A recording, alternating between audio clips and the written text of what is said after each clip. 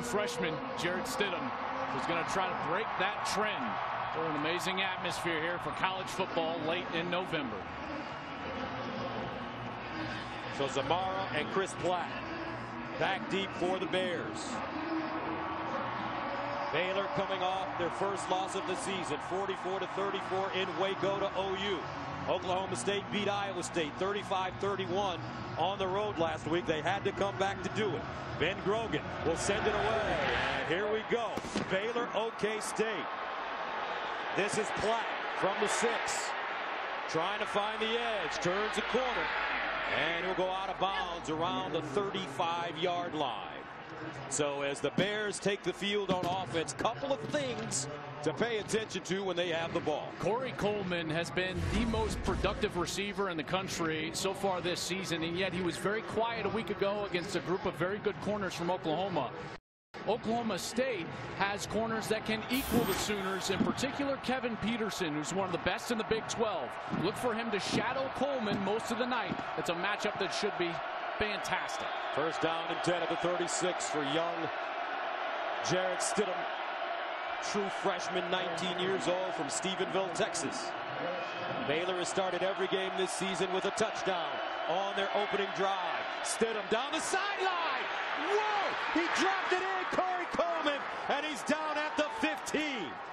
Jordan Stearns makes the saving tackle, but it's a gain of 58. Last week, they got way too enamored with running the football on first down. Kendall Briles told us he wanted to be aggressive early. First play of the game, first down. And they'll run it now. Shock Linwood straight ahead. And he gets to the 10. Chad Whitener with the tackle. Hurry-up offense being applied by the Bears. 2nd and 5 at the 11. And once again, it's Linwood. He'll pick up the first down. What did you see in that game last week for Baylor against OU? They were a bit hard-headed with their run game. They wanted to run it on first down. They didn't take the shots necessary to open up their run game. Now they open the game with a shot down the field. They complete it to Coleman, and guess what? Run it a couple of times for a first down, and here we go. All of a sudden, they've been balanced. First down and goal at the 5. Opening drive for Baylor. Here's a handoff, Linwood. How simple can it get? Baylor storming down the field, scoring in 4 plays to take a 6-0 lead on the road here at Oklahoma State. Well, I'll say Jarrett Stidham's healthy. I know he only had to throw one pass, but it was absolutely perfect to Coleman, and Shock Linwood did the rest of the work with some help from those big guys up front. Those offensive linemen opening up an enormous hole. Linwood walks in for 6. And last week against Oklahoma, Linwood 21 carries, 103 yards as Chris Callahan comes in to attempt the extra point. And it's good. Linwood with his 10th rushing touchdown of the season. And Baylor making a statement early. They're ready to ball here in Stillwater.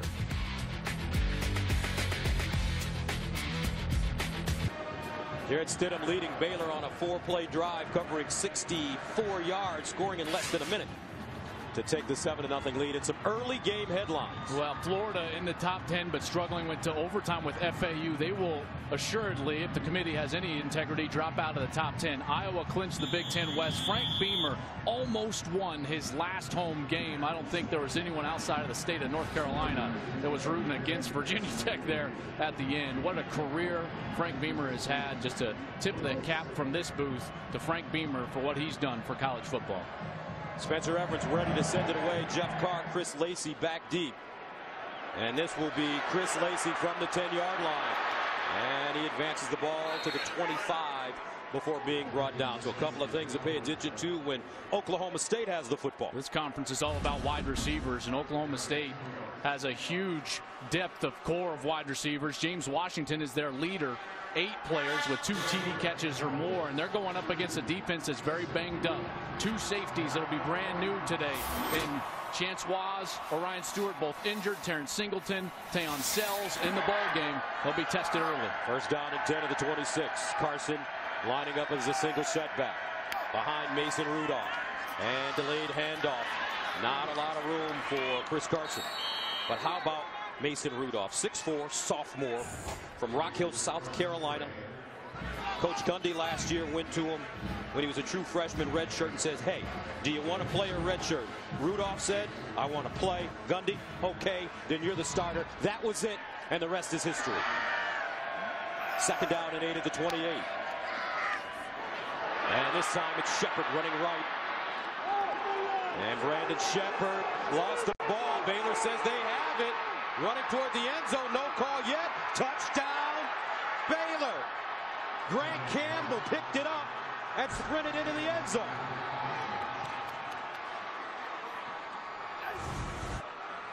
Everyone on the field except for Campbell ended up stopping. Having a hard time seeing why he just stripped it right out. Was a fumble recovered by the defense for a touchdown.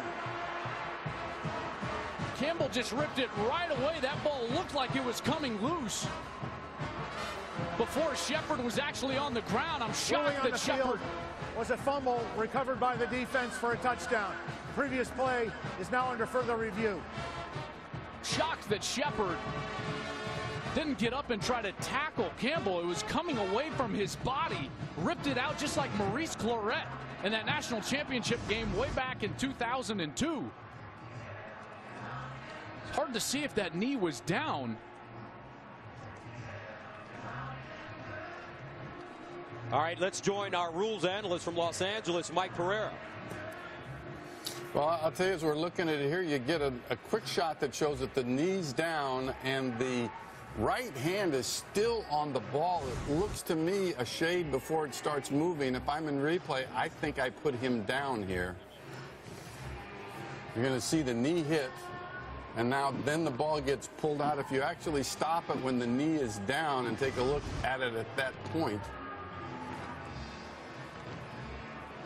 looks to me like he's down. And Mike, even if they don't overturn this, it looks like Campbell's knee was down as he rolled over after he stripped the ball, and that right knee was down. So regardless of if this stands as a fumble or not, it clearly will not be a touchdown. Correct, Mike? That is for sure, because anything other than the hand or foot, and his back is down, his head is down. So if they deem that the ball's coming out before that knee was on the ground, or they don't feel that they have enough evidence to overturn, then they'll put him down there. Going to be such a tough call for these officials up in the replay booth. Mike, I tend to see what you're seeing, but it's so close. It's hard to come to that term indisputable. And here we go with the call. After review, the runner was down prior to losing possession of the ball. So it'll be third down and 3 at the 33-yard line. So clock operator, please reset the game clock to 13:28. So Oklahoma State catches a break. They'll be faced with a third down and 3 at the 33. Thank you very much, Mike Pereira. As always, right on top of it, isn't he? Yep. But already Baylor on both sides of the ball coming out and playing with a ferocity after last week's loss to Oklahoma. An energy that we didn't see even at home against OU last week. And this defense needs it. They need something good to happen early with all the backups in. They're also missing Bo Blackshear, a defensive tackle, in this ball game. So having to be very creative with their lineup. A lot of guys that are inexperienced on the field right now defensively for the Baylor Bears. So third down and 3 at the 33 for Mason Rudolph. In his last 4 games, he's been completing 67% of his passes, averaging 317 yards per game. He'll throw it on third and short to the sideline, and incomplete. Dangerous throw, as David Glidden was the intended receiver. So Oklahoma State will punt it away. Really good coverage from Trevon Blanchard.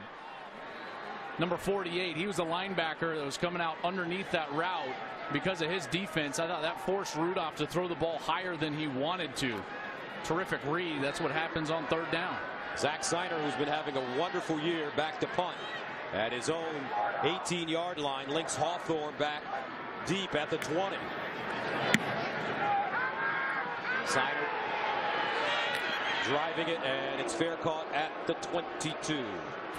7-0 the score. Corey Coleman, one of the best in the nation, back on the field right after this. You got a truck for a reason, remember? Fox College Football presented by K Jewelers is sponsored by Budweiser. Make a plan to make it home. 7-0 Baylor. There's Mike Gundy. A year ago, what a difference a year makes. The student newspaper was saying that maybe he wasn't enjoying coaching. Maybe he wasn't the man for the job. Now he's got this team undefeated and ready to possibly compete in the college football playoff if they can finish off strong. And with the second longest win streak in the FBS, with Ohio State going down, Houston going down, now Iowa, and this Oklahoma State team right in there. First down and 10. Chuck Linwood running. And Linwood crossing the 25 up to the 27. Jordan Stearns defensively. What is it about this kid? He doesn't flinch. His eyes don't become too big, even as a true freshman. Doesn't matter what the rush is doing, even when he got injured. And how about this? Some deception and a first down as Shock Linwood grabs it and goes. Jarrett Stidham sold it perfectly. He was walking over to the sideline when that ball was snapped. I don't know if I think that was absolutely a planned deal, but the snap was way too high for Linwood. But a first down. Here's Stidham to throw. Stidham looking sideline, gets it up and incomplete. Corey Coleman, the intended receiver.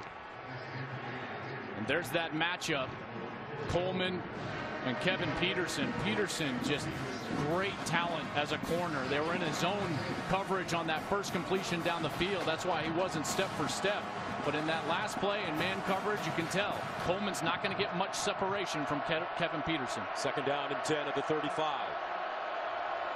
Johnny Jefferson in at running back now for Baylor. Here's Johnny Jefferson running straight ahead, and he'll plow his way to the 40-yard line. Make it the 41. So Stidham last week against Oklahoma playing through that tender back, 16 of 27, 257, 2 touchdowns. Now Stidham throwing on the move. He's got a receiver. K.D. Cannon down the sideline. Touchdown Bears. 59 yards.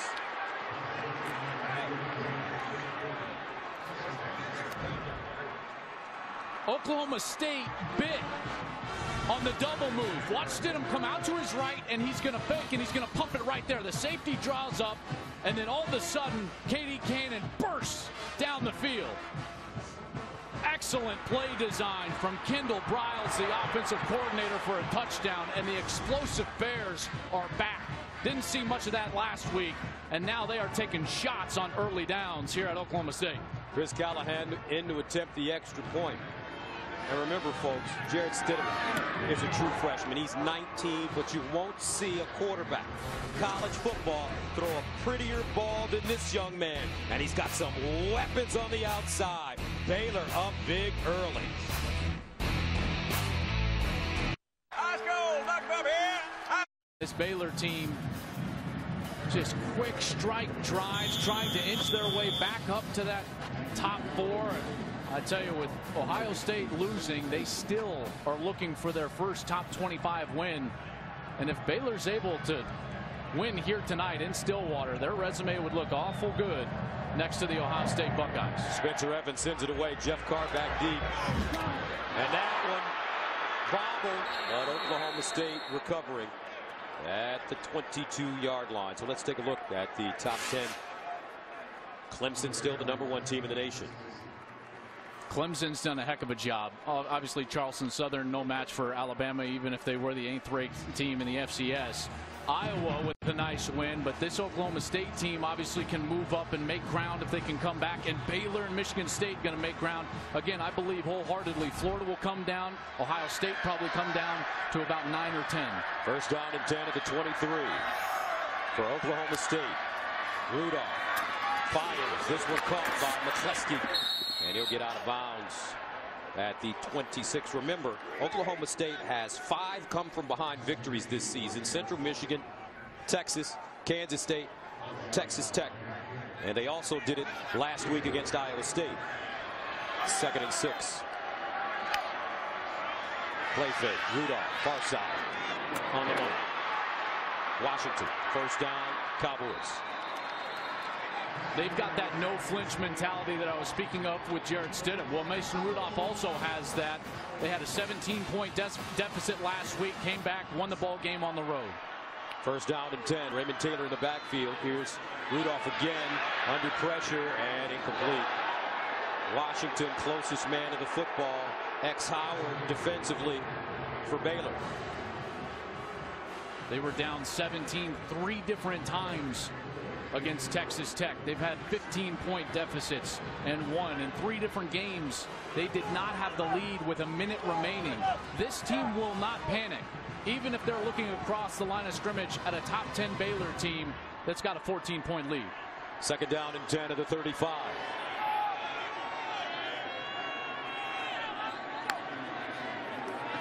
Rudolph steps up in the pocket and is tripped up. Terrific job by Taylor Young, the sophomore out of DeSoto, Texas. The 2014 Big 12 Defensive Newcomer of the Year as a freshman a year ago. He's short, only 5'10", 225 pounds, but a great motor, and he's got terrific football instincts, off balance, still dives at the ankles, and is able to get Mason Rudolph to the ground. So that makes it 3rd down and 14 at the 31. Oklahoma State needs to get to the 45 for a first down. Rudolph delivers down the field. He's got his receiver. Aikman got it at the 32. What a beautiful ball by Mason Rudolph. And Marcel Aikman just gobbled it up. And now they're looking to go with tempo after the big play. A gain of 38. And they'll run it. Chris Carson straight ahead. Grant Campbell defensively for Baylor. Marcel Aikman picking up right where he left off a week ago. Logged a career high last week against Iowa State in that comeback. 8 catches for 132 yards. He was an absolute beast. Had a touchdown as well. Coming into his own, a 6'4" target, 210 pounds junior from Dallas, Texas. All 5 of his career touchdown catches have come this season. 2nd and 7 at the 28.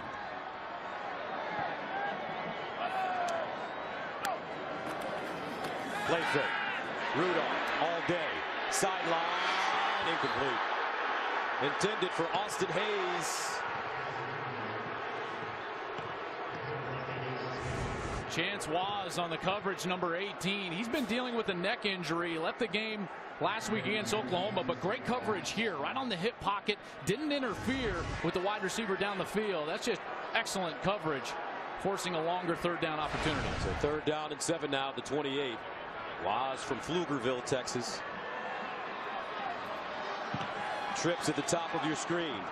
Glidden has been a go-to receiver on 3rd downs during his career. Rudolph looking up top for Aikman. And he's got it at the 10.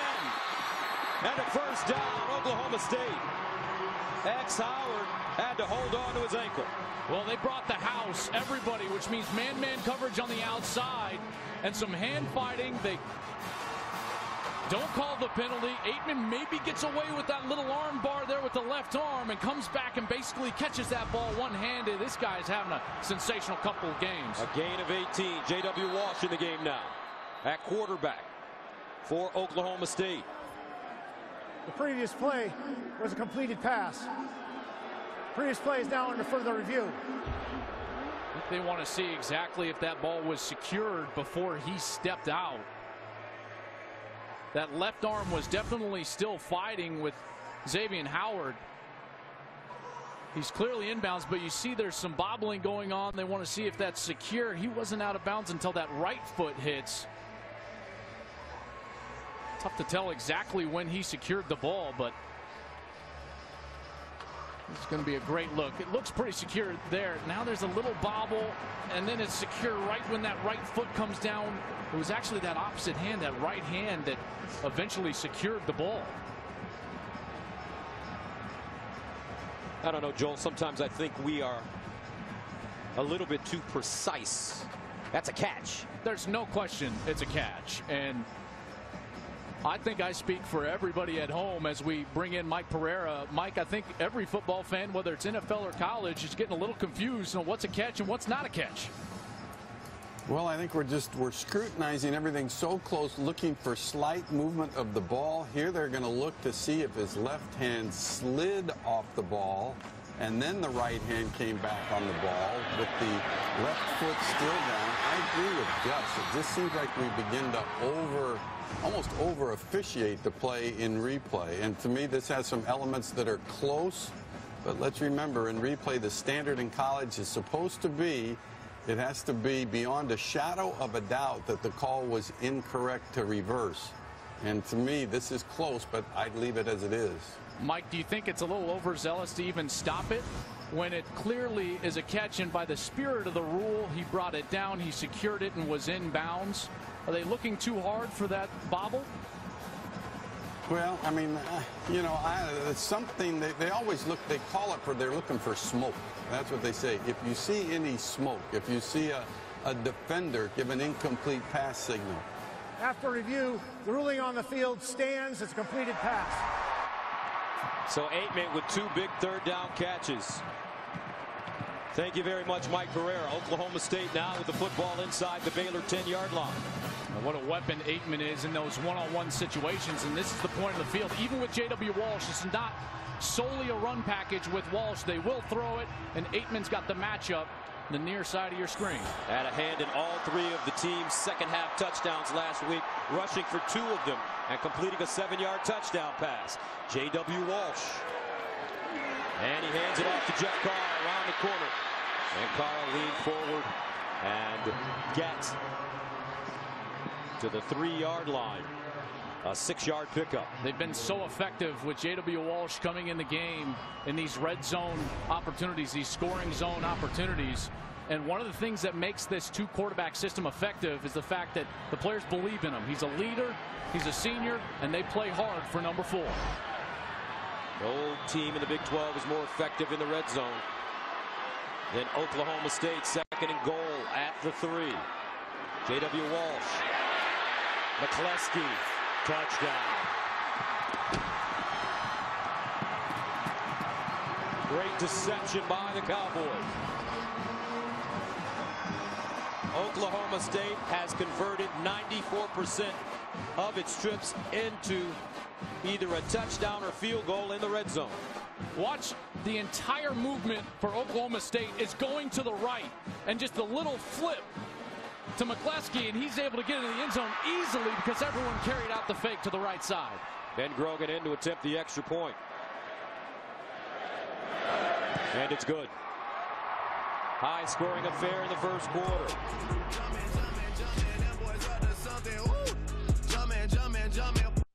She sees the world a little differently.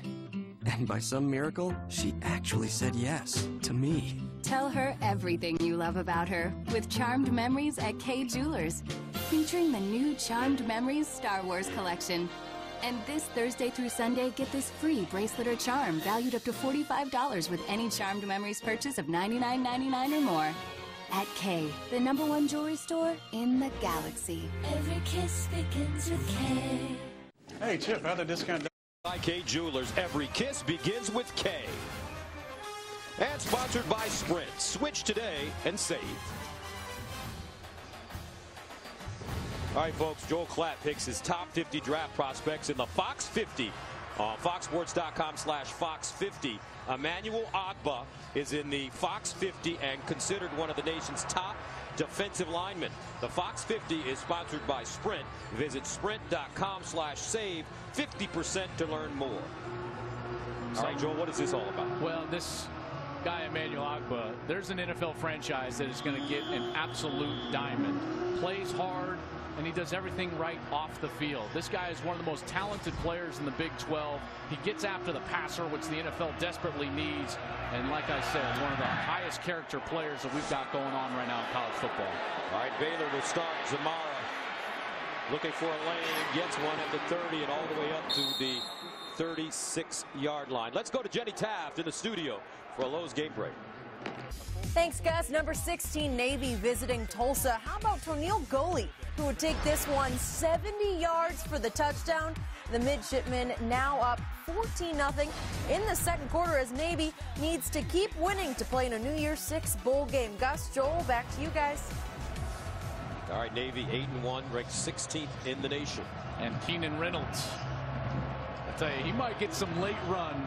The Navy quarterback, he's scored 81 rushing touchdowns in his career, breaking Monty Ball's FBS record. First down and 10, Shock Linwood looking for a hole, and he won't find one here.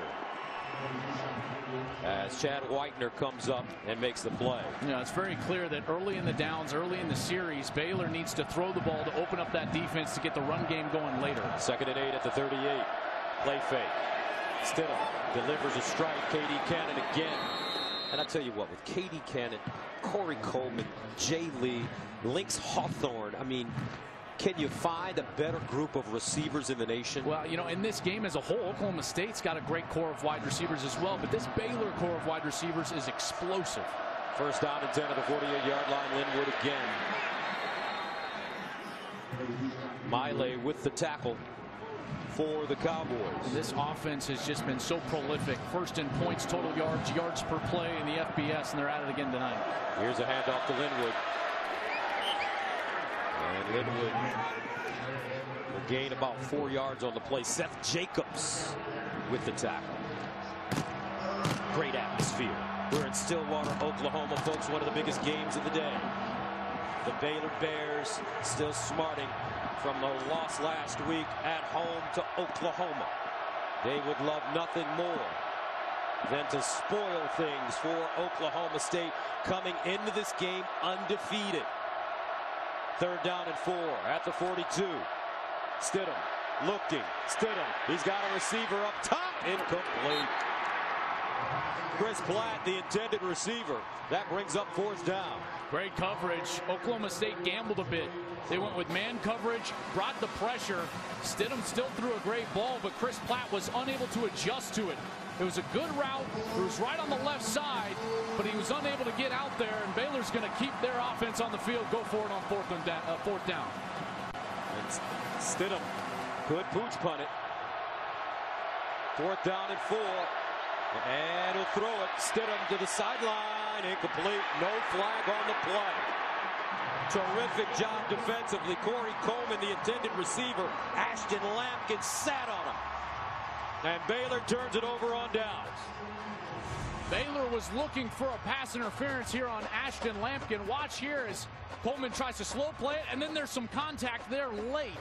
That ball was awful high. I don't know if that was all that catchable, but Art Briles looking for the flag. He's still looking. No laundry on the ground. So Oklahoma State starts with great field position at their own 42. Rennie Childs checks in at running back.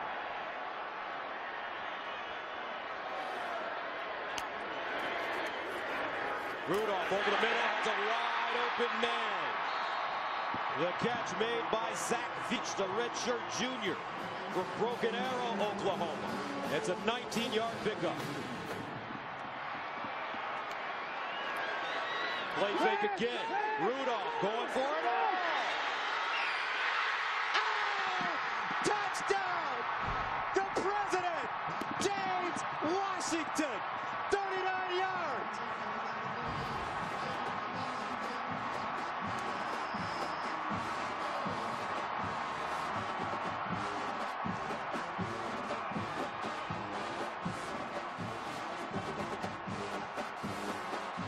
It's a game of inches.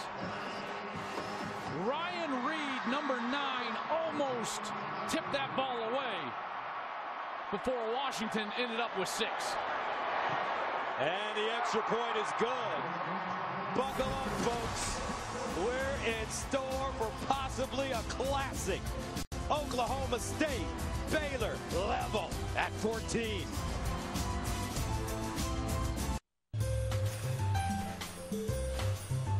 One, right? We got an early shootout here in Stillwater. 14 apiece. James Washington, in consecutive weeks against Texas Tech and TCU, he had 9 catches for 384 yards. He's had 4 100-yard games in his last 6. This kid from Stamford, Texas is starting to come on. 2 plays, 58 yards for Oklahoma State. The Cowboys scoring in 19 seconds. Grogan sends it away. Chris Platt, the returner. And Platt taken down as he crosses the 25-yard line.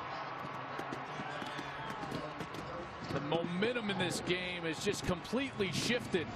Baylor could not have a better start than what they had on the first 3 total possessions in this game. They went down for a quick score. They got a stop. Then they went for another quick score. But ever since then, it's been all Oklahoma State. Remember, this is a team that is very used to playing with a deficit, this Oklahoma State team. It doesn't bother them. They just stick with their game plan. And now Jarrett Stidham is going to have to get this Baylor offense going with a raucous crowd around him. First down and 10 to the 27 for Baylor. Stidham scrambling, throws on the move, and he'll dump it out of play. Now, Art Briles really praised Mike Gundy and his team. He said, whatever their personnel is, they always play within themselves. You see them in all types of games, and they never panic. They always have poise, and they believe in their system. And that all goes back to Coach Gundy. Second and 10 to the 27.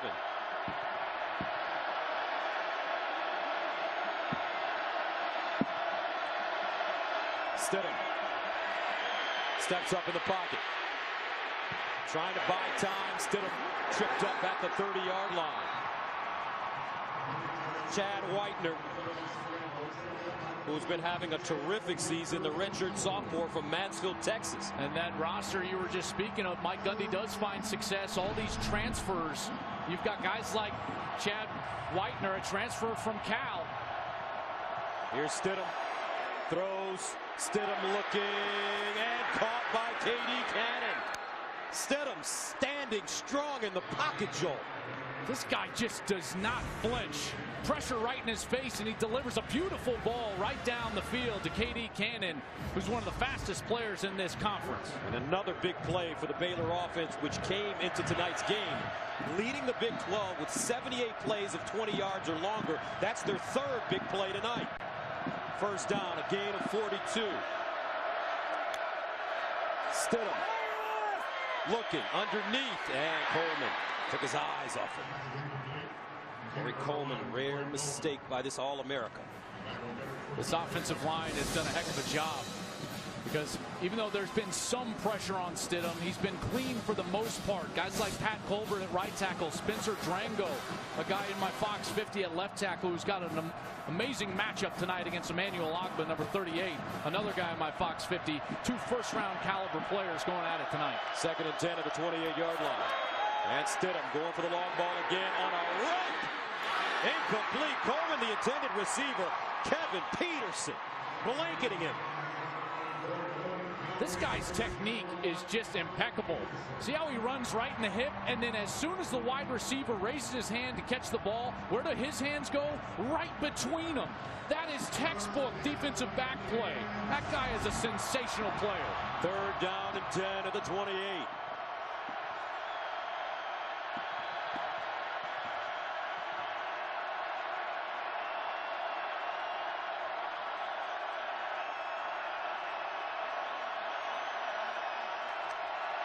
Stidham deep in the pocket, throws off his back foot, a spiral, incomplete. Out of bounds, K.D. Cannon, the intended receiver, but Kevin Peterson right there. And I tell you what, these DBs, the corners, Ashton Lampkin, Kevin Peterson, are terrific athletes. Well, look, he wasn't even covering that route, and he still got to the spot. That's how athletic he is, Gus. I mean, Peterson at 5'11", 190 pounds, doesn't have prototype size, but he falls back under that route beautifully to break it up from K.D. Cannon. Tim Duffy, the defensive backs coach, always has these guys prepared. A 45-yard attempt for Chris Callahan. And he hooked it. 5:13 to play first quarter. 14 apiece. Baylor, Oklahoma State. This Cowboys team has done a remarkable job of swinging the momentum and getting this crowd in the game here in the first quarter. Baylor all over him early, but this defense has really bowed its neck in the last couple of series.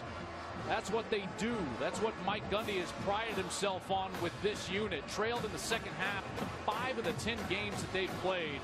Trailed with a minute remaining in 3 games, Texas, Kansas State, and West Virginia, and they've trailed by 15 or more points in 3 games this season. First down and 10 at the 28-yard line for the Cowboys.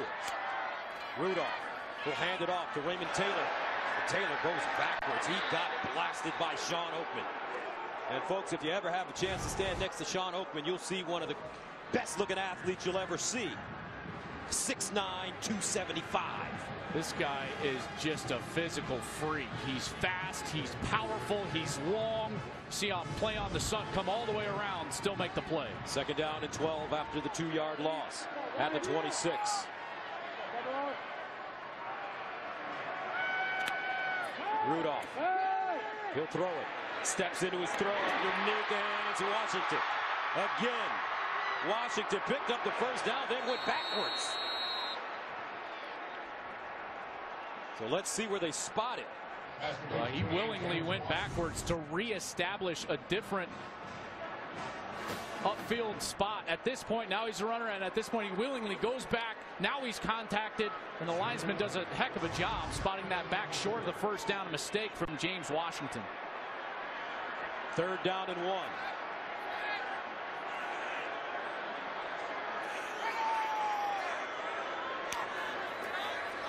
And Walsh in the game looking for the first down, and he's chopped down. He will not get it. Edwards coming up and making the tackle. Avion Edwards, the junior from Stephenville. And Oklahoma State with a decision to make. Now remember, Oklahoma State is the only team in the country that is perfect on 4th down this year, although the Cowboys have only gone for it 6 times. We're going to take a look at this, it seems like, but from our vantage point up here, and I know we're on the roof, Gus, but it looks about a half yard short. Boy, how big of a mistake now is that reestablishment of field position by James Washington. Had the first down, and now it looks like it's going to be about a half yard short. But Joel, why would you even think about it going for it on 4th down at your own 37-yard line? Well, this is when a coach could possibly be a prisoner of the moment, you know, the momentum, the crowd. But the prudent thing to do here is absolutely kick the ball away, in particular with how well the defense has been playing here in the last couple of series. But J.W. Walsh will trot back onto the field in the short yardage package for Mike Gundy. Let's see if he tries to draw Baylor offside. Walsh in the shotgun. 4th down and 1.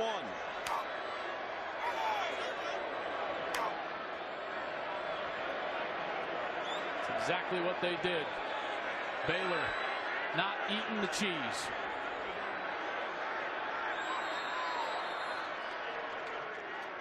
So now they will bring the punt team on. Timeout, Oklahoma State. 3:14 to go. First quarter from Stillwater. 14 apiece. When you unwrap the triple treat box from Pizza Hut, it'll turn any night into a holiday. I like that. Joel Baylor did not eat the cheese. Can't fall for that trap. And now they'll bring their punter on, Zach Seiner. And back deep, Lynx Hawthorne for the Bears.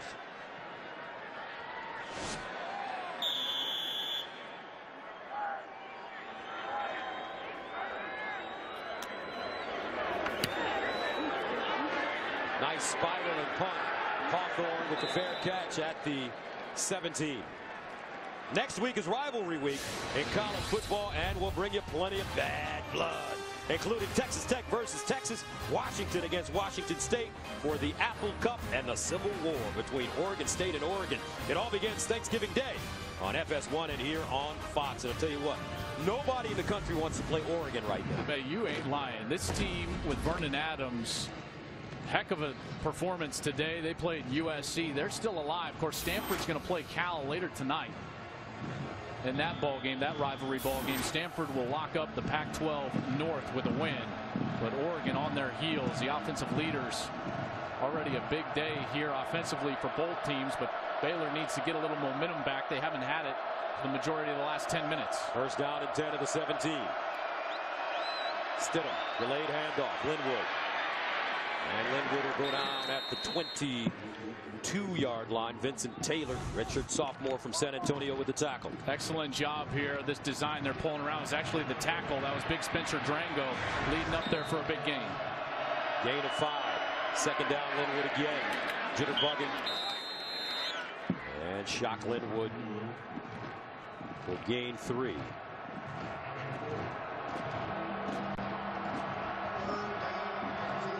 Third and 2.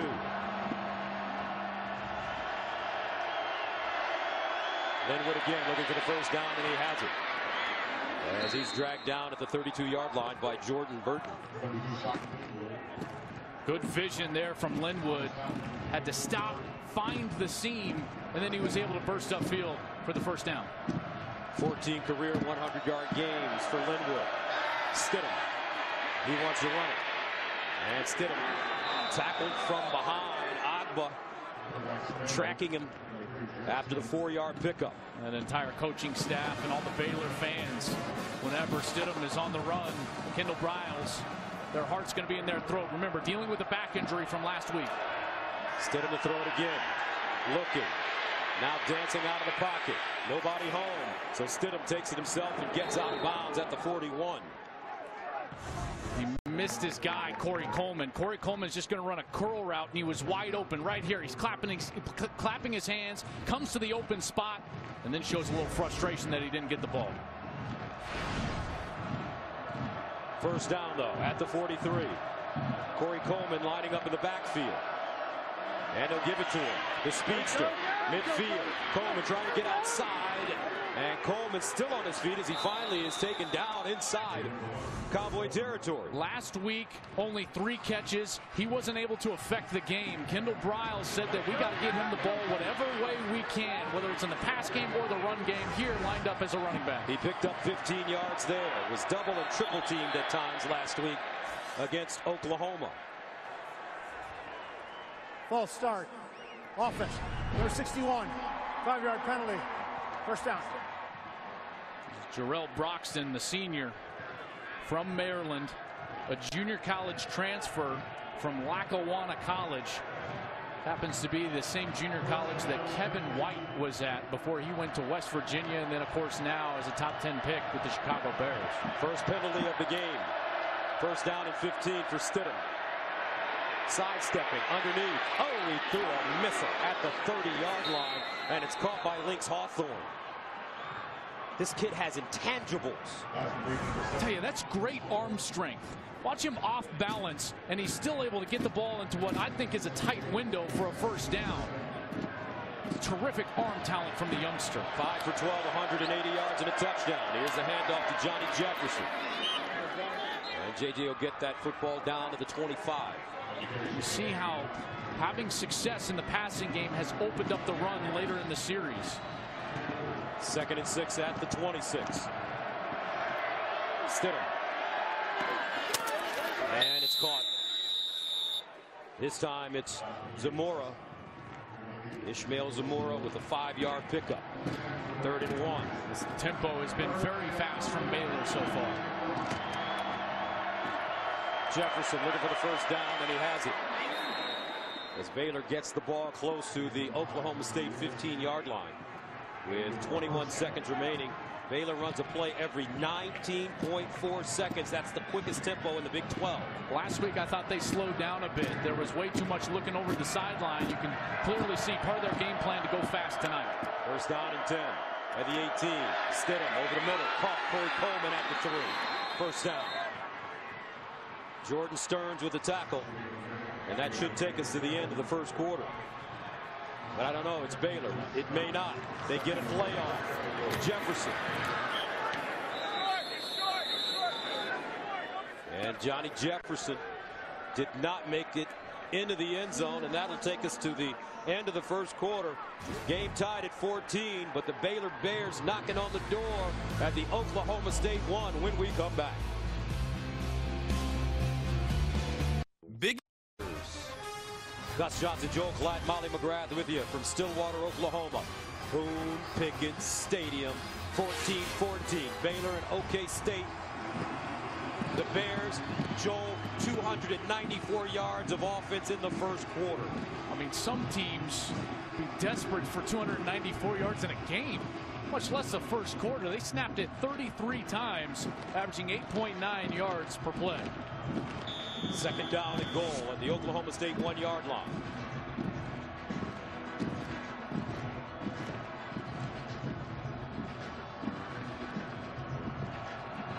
Devin Chafin is checked in at running back. And he goes straight ahead for a touchdown.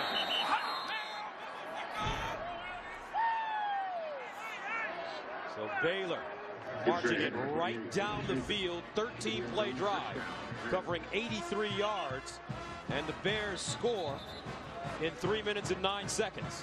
They had some big plays wrapped in there, there's no question, but that was pretty methodical.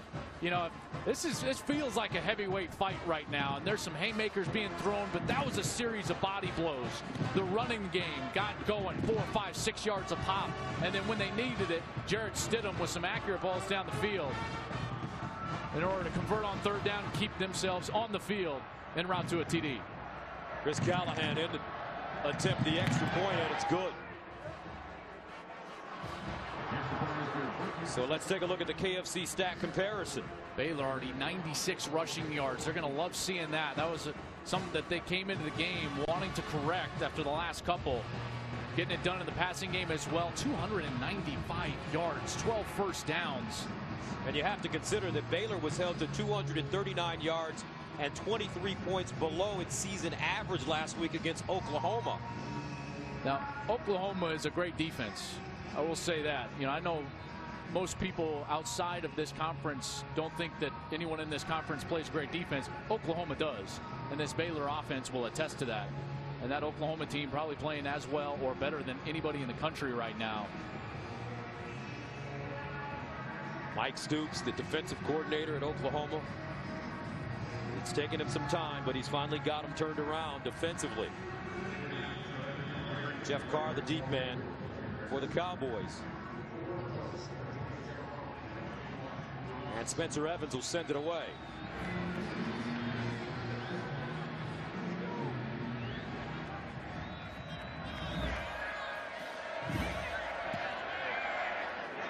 Kicks it to the far side.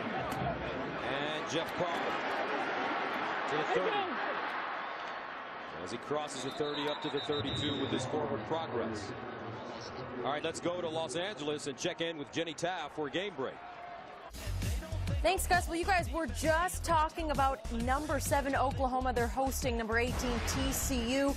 And the Horned Frogs strike first as redshirt freshman Foster Sawyer in for the injured Trevon Boykin finds Colby Listenby. TCU up 7-0 in the first quarter, guys.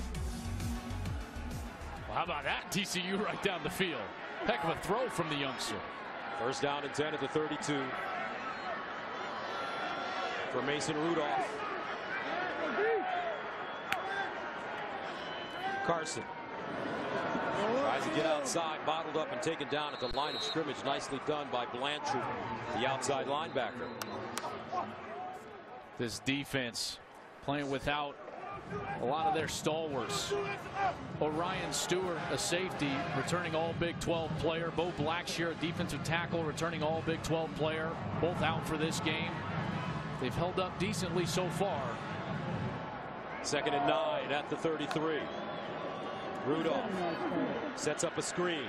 He's got his man and some running room. Carson down the sideline and out of bounds at the Baylor 42. Tayon Sells pushes him out of bounds after the 23-yard gain. They got so aggressive in that rush. You saw those Baylor players right in the face of Mason Rudolph. Great play call right there from Mike Yurchich and Mike Gundy. Dumping it over that rush, getting down the sideline for a big play. First down to the 42. And Rudolph to throw. In trouble and sacked. Trevon Blanchard got to the quarterback. No one playing better on this defense than Trevon Blanchard, number 48. Last week had 14 tackles, 13 of them solo stops in the game against Oklahoma. He had 3 tackles for loss and a sack. So now back-to-back games with a sack for Trevon Blanchard, the nickelback for Baylor. And it's a loss of 9, 2nd and 19 at the 49.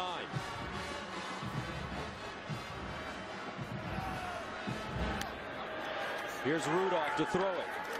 Underneath. Caught. What a catch. At the 35, Austin Hayes just laid out and says, give it to me. Yeah, when the timing and accuracy is there, the ball placement is there. I mean, the passing game really is a beautiful thing. And that ball was thrown perfectly on time, allowed Hayes to go after it and get it, left his feet, brought it down for now a much more manageable third down scenario. J.W. Walsh comes in at quarterback now for Oklahoma State.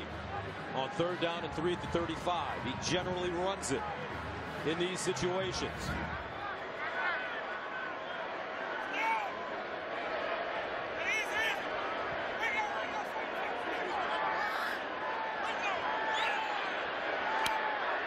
Walsh to throw it this time. Up top.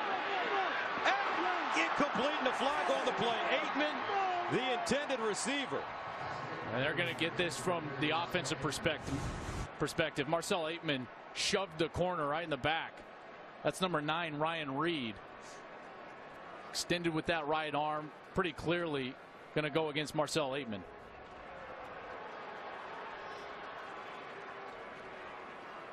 Full extension with that right arm. Now they have to make the decision if they want to back him up. Offensive pass interference. Number 3, 15-yard penalty. Still 3rd down. I would have thought about declining that penalty. Would have brought up 4th down and forced them into a decision there. Either bring out the field goal kicker, but I guess you just hope they don't have a big play here. Art Briles rolling the dice, trying to get him out of field goal range. So 3rd down and 18 at midfield. Cowboys need to go to the Baylor 32 for a 1st down. Mason Rudolph back in at quarterback.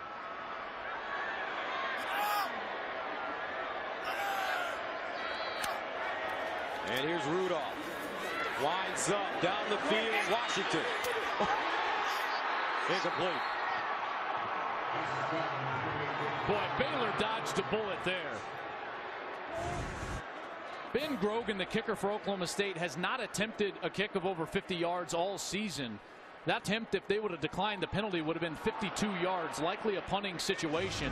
And with James Washington on the outside, you see that ability. I mean, the throw took him out of bounds. He comes back for that ball, and I thought Baylor dodged a huge bullet there on 3rd down. So Zach Seiner in to punt for the 3rd time. On 4th down and 18 from his own 35. Links Hawthorne, the deep man. End over end kick. And Hawthorne has it at the Baylor 19. So the Cowboy defense back on the field. They are going to need a stop, led by Emmanuel Akbar.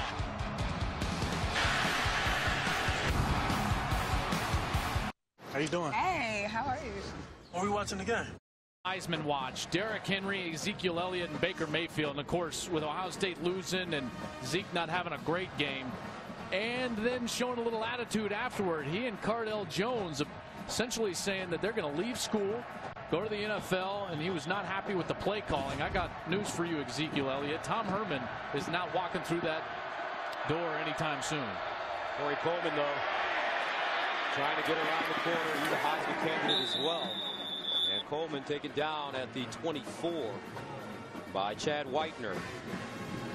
You see already the creative play calling from Kendall Briles, trying to get Corey Coleman involved in any way that he can. Now the jet sweep, we've seen him line up as a tailback as well. 2nd down and 6 at the 24.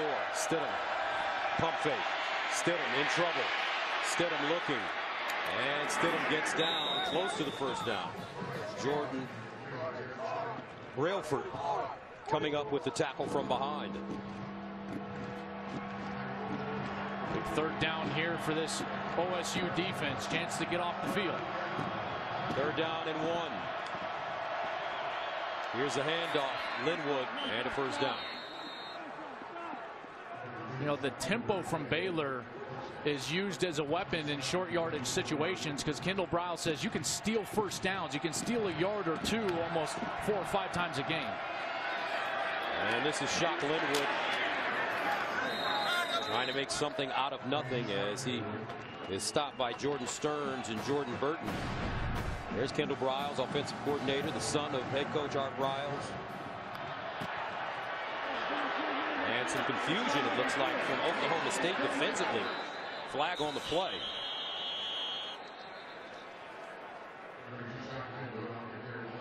Looked to me like Baylor did some substituting in the illegal substitution. Defense. It's a 5-yard penalty. Second down. Oklahoma State's upset because they don't feel like they had the opportunity to match up after a substitution. They were trying to run in a whole new package. Glenn Spencer, the defensive coordinator for Oklahoma State. That's what you got to be careful of against this tempo offense of Baylor. You're trying to run guys onto the field, in particular wholesale changes like 4 different defensive linemen. You better make sure that the officials are holding the snap and giving you the opportunity to match up.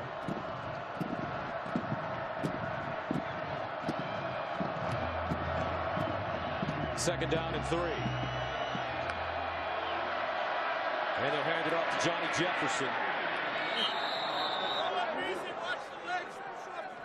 And Johnny Jefferson will get close to the first down. Trace Clark, senior from Wichita, Kansas, with the tackle, 3rd and 1.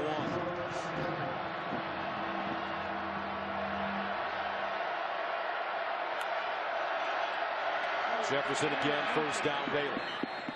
That's exactly what I was talking about before. Lining up, trying to ensure yourself you're going to get a base look from the defense because you're forcing them to line up so quickly, and then you steal a yard or 2 and move the chains. First down.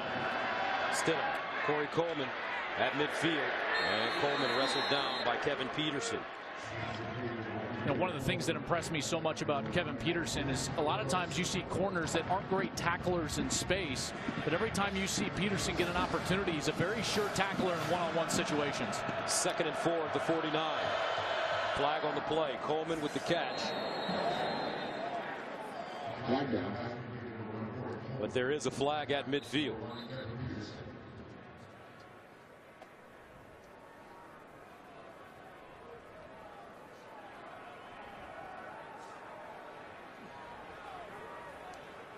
Illegal formation. Offense. More than 4 men in the backfield. 5-yard penalty. Second down.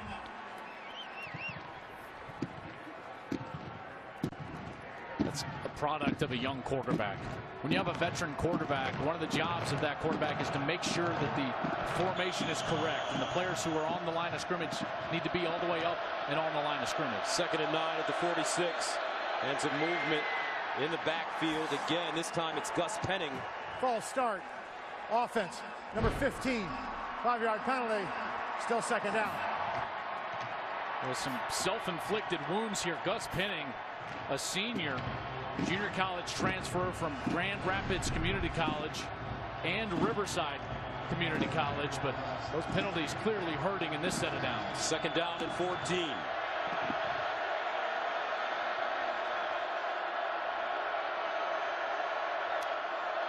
And a bobbled snap. Stidham picks it up and is crushed as he releases it. That's not the kind of hit you want. Agba getting to the quarterback who's got a tender back. Emmanuel Agba, one of the best players in college football. Relentless effort. Big 12's defensive player of the year a year ago. Splits the double team and gets to the quarterback. 2 sacks at Iowa State last week, leads the Big 12 in 3rd nationally with 11. So a great opportunity for Oklahoma State. Rolling on the field was an incompleted forward pass. Previous play is now under further review. Well, as we took a look at the replay, he definitely hit Stidham's right elbow. The question will be, does the ball go straight up or forward? The ball definitely goes forward. That would make you assume that there was at least a little bit of movement from that arm going in that direction. I don't know, Joel. That looks like a fumble. I hear you. At the last second, boy, that's awful close. So we were talking with Mike Pereira earlier. Generous of the replay official trying to start to see how that is moving forward. I don't think it was moving forward, Joel. Was it? Was his arm moving forward? I thought I saw a little bit of forward movement. I see it's very close. There's no question that it's very close. Mike Pereira, your thoughts? I think you're right, Gus. I think it's awful close, and Joel, awful close. You know what awful close means? You don't change it. Ooh. If it's ruled an incomplete pass, to me, the elbow hinges and the hand starts a bit forward with the ball before it comes loose in his hands. I just don't think it's obvious enough to overturn. You get a little forward movement there. Toughest call, by the way, that the referee has to make.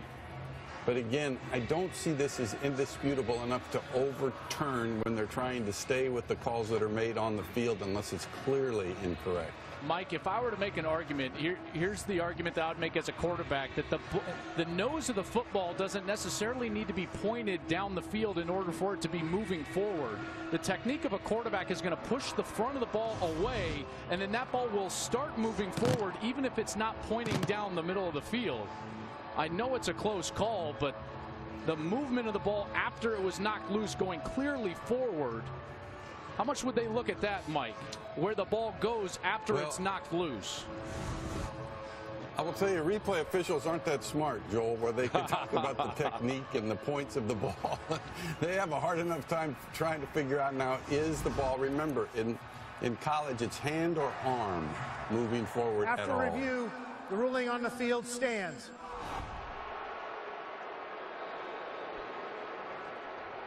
All right, thank you very much, Mike. 9:28 to go. Baylor will retain possession.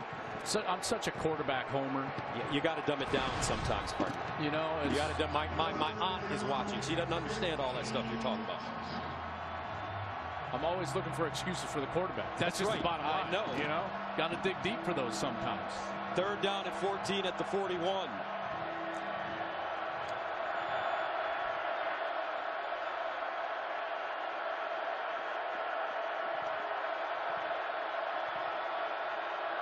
And listen to this crowd. Stidham sets up. Stidham looking, wants to run it. Can he get there? Stidham on the move. First down, Baylor. So the young fella, who was known as a dual threat quarterback in high school, uses his legs. This is a great decision, and he gets a wonderful block from Shock Linwood down the field. Took a little bit of a shot in his back there late, but this guy showed some wheels. A 16-yard gain. Stidham down the field, looking. Coleman incomplete. No flag on the play. This Oklahoma State team now moving towards a clear double team. It's Kevin Peterson low, and then he passes him off late to number 13, Jordan Stearns, the safety. Some contact there late. 10-yard penalty. First down. And a penalty behind the play late there that we didn't actually pick up. But Corey Coleman looking for the flag down the field. Didn't happen.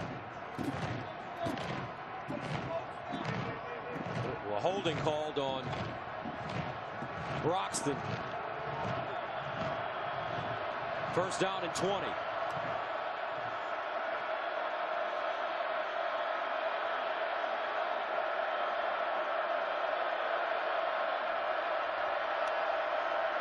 Stidham hands it off to Linwood with running room, and Shock Linwood taken down by Trey Flowers after a 7-yard gain. I mean, that is one of the better open field tackles you're going to see. The safety, Trey Flowers, he's only a sophomore, comes up perfectly. Stidham to throw it over the middle, and caught in traffic. This time it's Jay Lee. Showing courage there to catch that ball when he knew he was going to be hit. 3rd down and 3 at the 36. Linwood, first down, Baylor.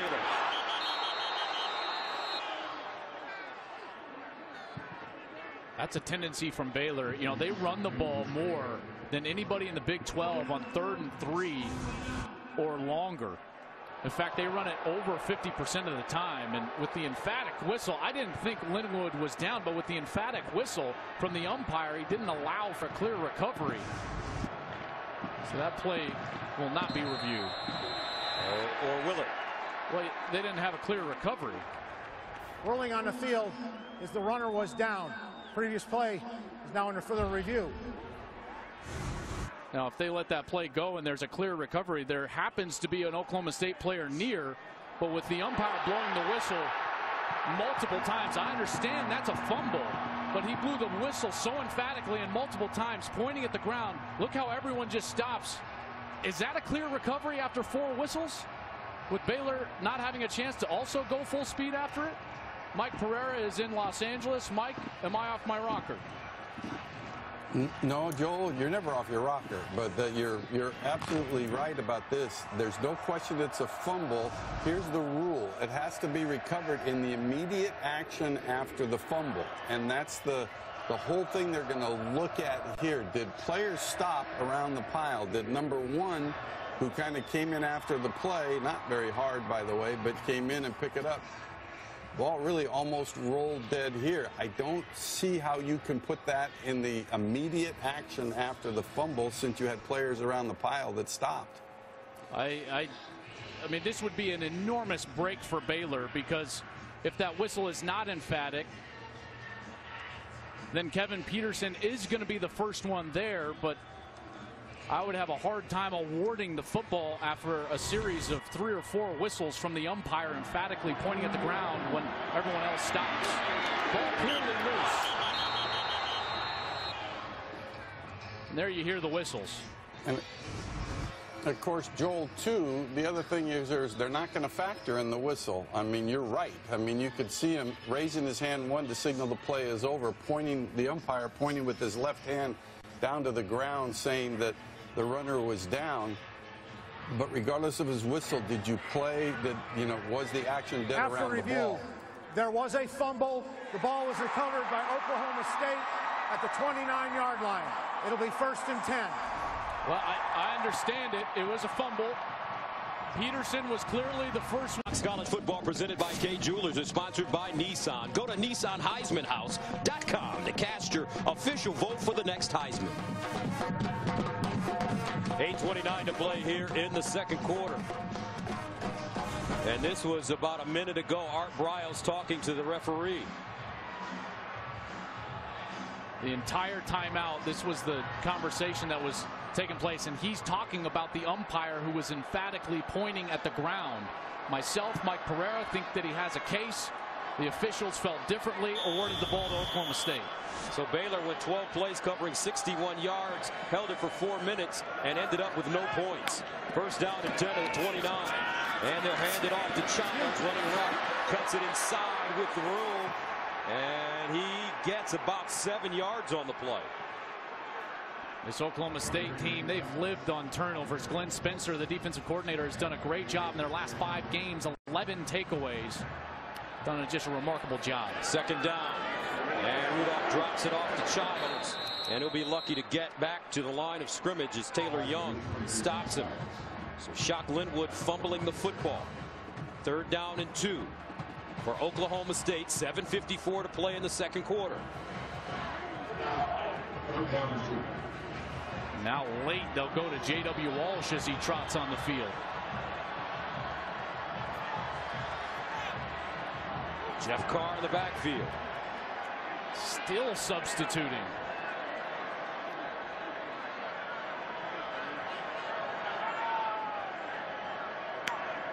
J.W. Walsh runs it straight ahead, and he won't get it. So a 4th down coming up. Oklahoma State unable to capitalize off the turnover. Sean Open with the tackle. And they'll punt. Boy, and that's what length will do. He was blocked and had to go 3 or 4 yards directly to his right, and he reaches out with that long reach and is able to get Oklahoma State onto the ground. So Zach Seiner in to punt for the 4th time. Links Hawthorne back deep. Seiner standing at the 22. Delivers. Hawthorne with the fair catch at the 25. 21-14 Baylor. Back to Stillwater right after this.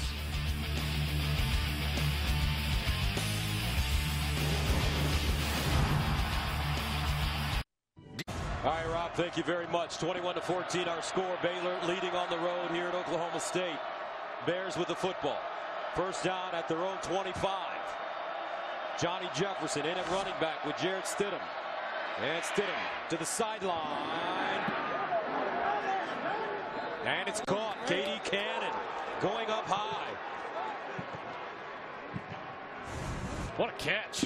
Has to come back and adjust to the ball and is able to get that left foot down. Boy, that was awful close to that sideline. Looks like he may have been out of bounds, but they play on. Stidham scrambling. Stidham looking. Drops it off. Jay Lee with the catch. And he gets out of bounds inside Oklahoma State territory. Scrambled out, made a play, and converts another first down. Excellent play from Stidham. First down and 10. Here's Johnny Jefferson. And he's taken down. And Johnny Jefferson is a player. Art Briles said he plans to get Jefferson into the rushing mix this week. The explosive sophomore had gone back-to-back games without a carry. 7 carries, 28 yards in this one. And this is his 8th carry. Expect them to go fast here. They've done it on every other third down situation. Not substitute, play fast. Trying to steal a yard. Look at the total yards. Over 400 for Baylor. 3rd and 2. Jefferson. And he dives forward. It will be close. Seth Jacobs chopping him down. That's just great balance from Johnny Jefferson. Seth Jacobs is in the backfield, and he keeps himself above the ground, and he dives for that first down. Excellent job. No, actually, it's 4th down and 1, partner. At the 25. Linwood back in the game at running back. And they'll give it to him. Now they pick up the first down. On 4th and 1. I thought he had extended past that 24-yard line, but Linwood comes in and cleans it up. First down and 10 to the 22. Stidham looking. Stidham for Coleman. Incomplete. And I don't know, Joel, you tell me. You have to have an amazing intellect to be able to do what this freshman has done. Well, clearly to play in the back half of a season in a championship run and to try to execute the entirety of the offense as a true freshman, it helps that he was able to graduate high school early and be in spring ball last year. 2nd down and 10 to the 22.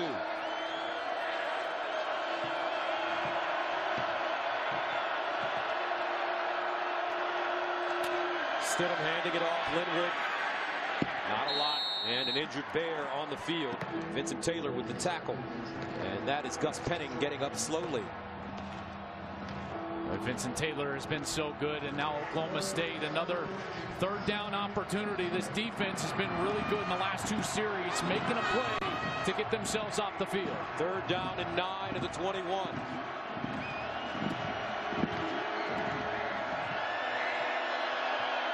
Oklahoma State showing blitz.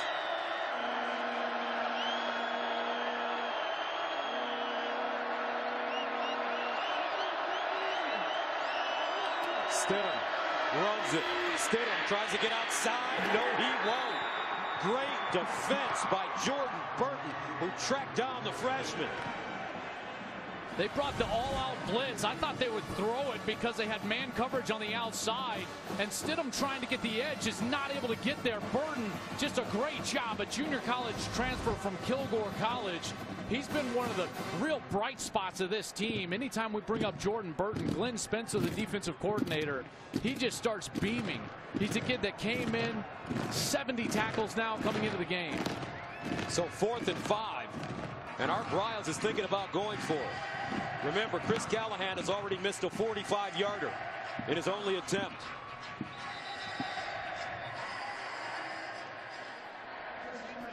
.3:30 to go, 2nd quarter. Big decision coming up for the Baylor Bears. Presented by K Jewelers is sponsored by DirecTV. Don't just watch TV, DirecTV. And by Dr. Pepper in college football. It's a one-of-a-kind tradition. The plot thickens here in Stillwater. Stidham going down hard on that last run.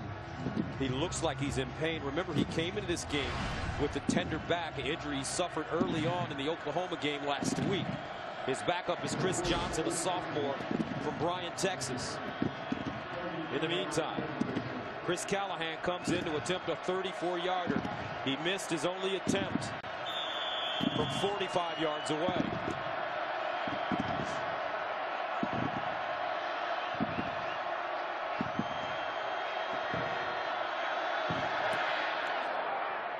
This time it's good. So Baylor settles for 3, 24-14.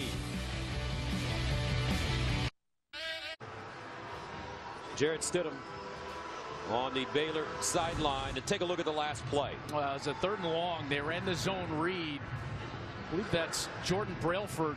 And he goes down awkwardly. Remember, Gus, as you mentioned, dealing with that bad back. And then as he was coming back, there's Brailford. Burton 20 is there down low. Gets rolled up on, slow to get up. And then as he's walking back, Art Briles says right there, "Is it your back?" He asks him. And then from there goes with the field goal unit. And now they're actually working on the right leg of Jarrett Stidham as he went down awkwardly. Injured that back on the 3rd play against Oklahoma.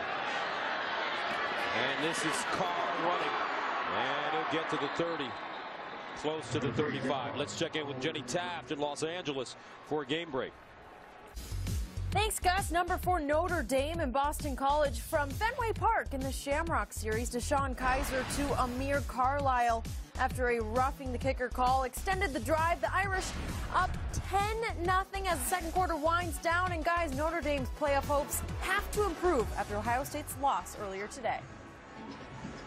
There's no question. There's a lot of teams that their playoff hopes improve, including Michigan State, including Oklahoma, Oklahoma State, and this Baylor team, who will look to move up if they're able to win here in Stillwater. First down and 10 at the 32. Rudolph. Sideline. Nice ball. Aikman with the catch, and he's pushed out of bounds at the 38. Howard defensively as Rudolph will get to the line of scrimmage quickly. 2nd and 3.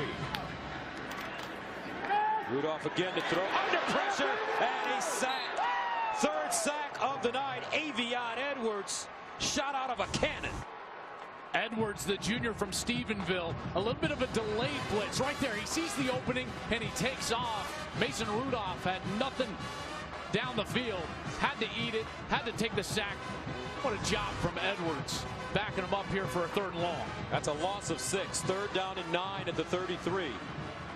Cowboys need to go to their own 42 for 1st down.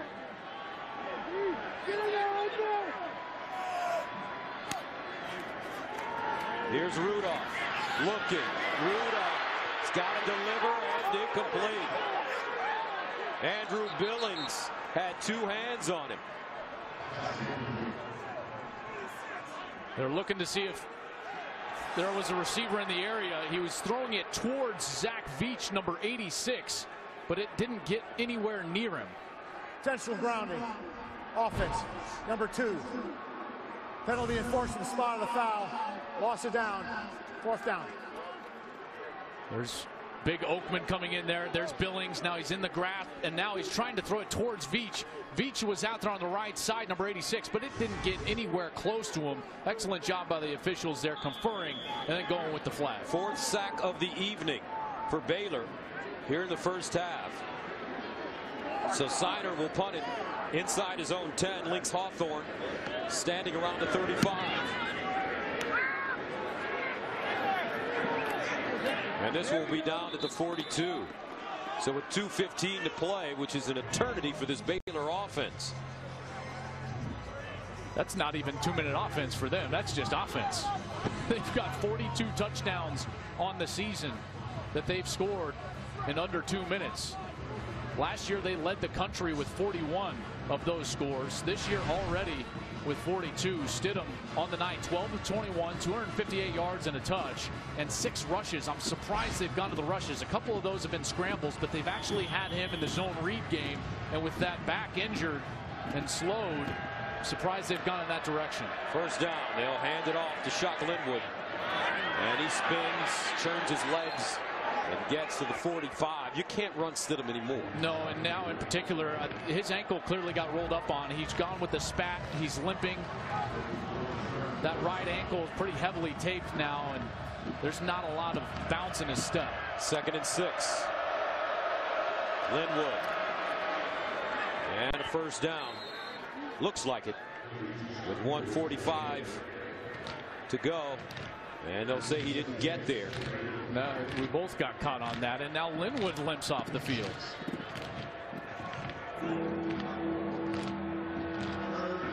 Third down and 1.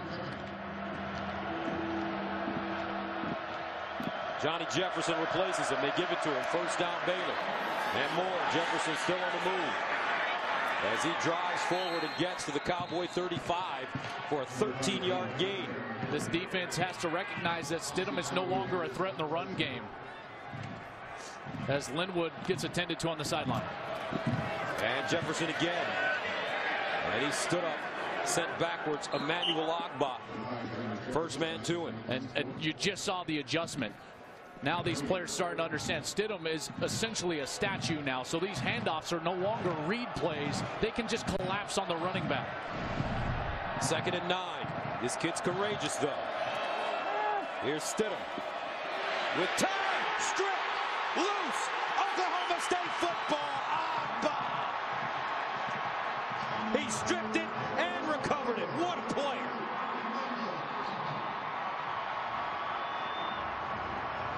He came into this game with 11 sacks, 26 in his career, was the active leader in the country. And I just said Stidham was a statue, and he was absolutely a statue in the pocket. Ogbah comes in, strips at the ball, then dives over Stidham for the recovery. This guy is amazing. His 3rd forced fumble of the season, his 2nd fumble recovery. Stidham saw him. He just couldn't move. He couldn't step up in the pocket. Can Oklahoma State's offense, though, make Baylor pay? 1st and 10 at the 38. 45 seconds to go. Rudolph down the field for Washington. Incomplete. Well defended X Howard, the junior from Houston. Well, that's why he was one of the Big 12's best corners a year ago, going up against James Washington, and he's able to go right in between the hands, just like we saw Kevin Peterson from Oklahoma State do earlier in the game. But Rudolph's got to lead him, Joel. He does. That ball was severely underthrown. If you're going to underthrow it, you got to go to the back shoulder. 2nd and 10 at the 38. Rudolph again. Sideline. And out of bounds as Glidden makes the catch. Such an important series as far as momentum goes. Baylor got the opening kick, so Oklahoma State with a chance to put points on the board, go in at halftime, and then get the opening kick of the second half. Oklahoma State with 2 timeouts remaining. 3rd and 5 at the 43. Rudolph drops it off in the flats. Carson, and he drops it. Chris Carson taking his eyes off the football.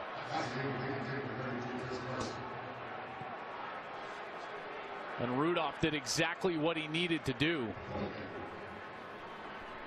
Dumped the ball down. He was being conservative with 2 timeouts. That's being afforded to him. The ball was just dropped. Now with 26 seconds remaining, Baylor will get it again as Oklahoma State punts for the 6th time.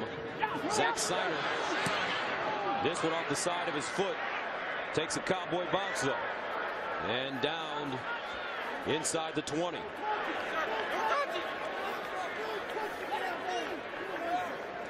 Now huddle up with college football experts in live web chats all season long. A new guest every week, the Edward Jones College Football Huddle on FoxSports.com. And I would expect, even though Baylor is a fast-paced team, that they want to get Jarrett Stidham into the locker room as fast as they can. That's right. They've got to take stock of whether he can play or not, because on that last possession, not even for the effectiveness of the offense, Gus, but for the health of a young player, you can't have him standing there as a statue with Emmanuel Ogbah on the field. So he'll take a knee. For Baylor, 443 yards of total offense in the first half. Oklahoma State with 188. So we head to halftime with the score: Baylor 24, Oklahoma State 14. Right now, let's send you to Rob Stone in Los Angeles. All right, Gus, thank you. We welcome you to the State Farm Fox. By K Jewelers, 24-14 Baylor, as we prepare to start the second half. Gus Johnson along with Joel Klatt. Interesting first half. Yeah. A lot of opportunities for Baylor. They could be up by more. Yeah, the 10-point lead for Baylor really could have been stretched out. They had 4 trips into plus territory, Oklahoma State territory, that ended without a point. This was the first one, a turnover on downs. Jarrett Stidham had to throw it over the head of Corey Coleman, and then it was a missed field goal from Chris Callahan wide to the left. Then the turnover started. First to his Shock Linwood, who put the ball on the ground, and replay was awarded to Oklahoma State. And then Jarrett Stidham, who's battling some injuries right now, a hurt back, his ankle, the right one is heavily taped up, having a hard time moving in the pocket, and Emmanuel Agba got to him there, was able to get the ball on the ground and recover it. And there you see points per trip inside the 40, dominated so far by Oklahoma State. So it's been the opportunities that Baylor has created and not taken advantage of that is the story of the game right now. Stidham coming out on the field at halftime, noticeably limping. So we'll see if Chris Johnson will be warmed up early for Baylor. Carr and Lacey back deep. And Jeff Carr from the goal line. Gets to the 20. And up to the 23-yard line before being stopped. Now let's go downstairs to Molly McGrath. Gus, you mentioned it. Jarrett Stidham walking out very gingerly. Art Briles said it's his back, it's his leg. Name another body part. He is banged up. He said that he's questionable. He may try to play him, but we will see Chris Johnson very soon, he said. Training staff, we're also working on running back Shock Linwood's left leg going into the half. There was blood on that leg.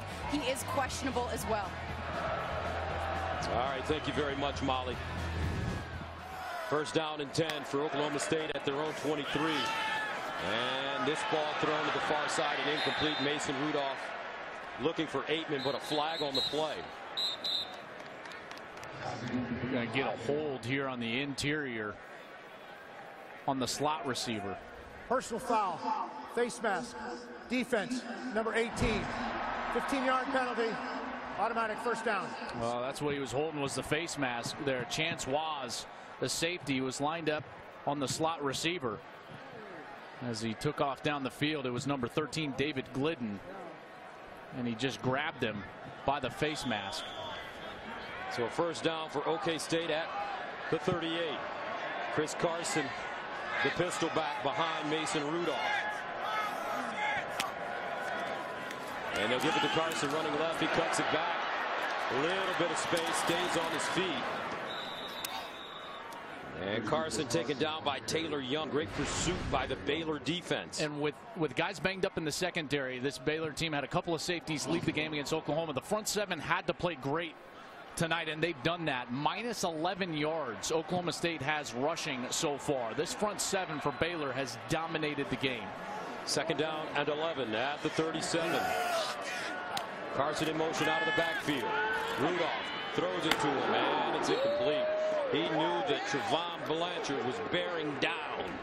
And this Baylor defense has looked excellent tonight. They have. They had those couple of series where they got hit with the big play down the field. Washington got in the end zone. But outside of those two series, we've seen great play from Baylor. Shock Linwood trying to get loose.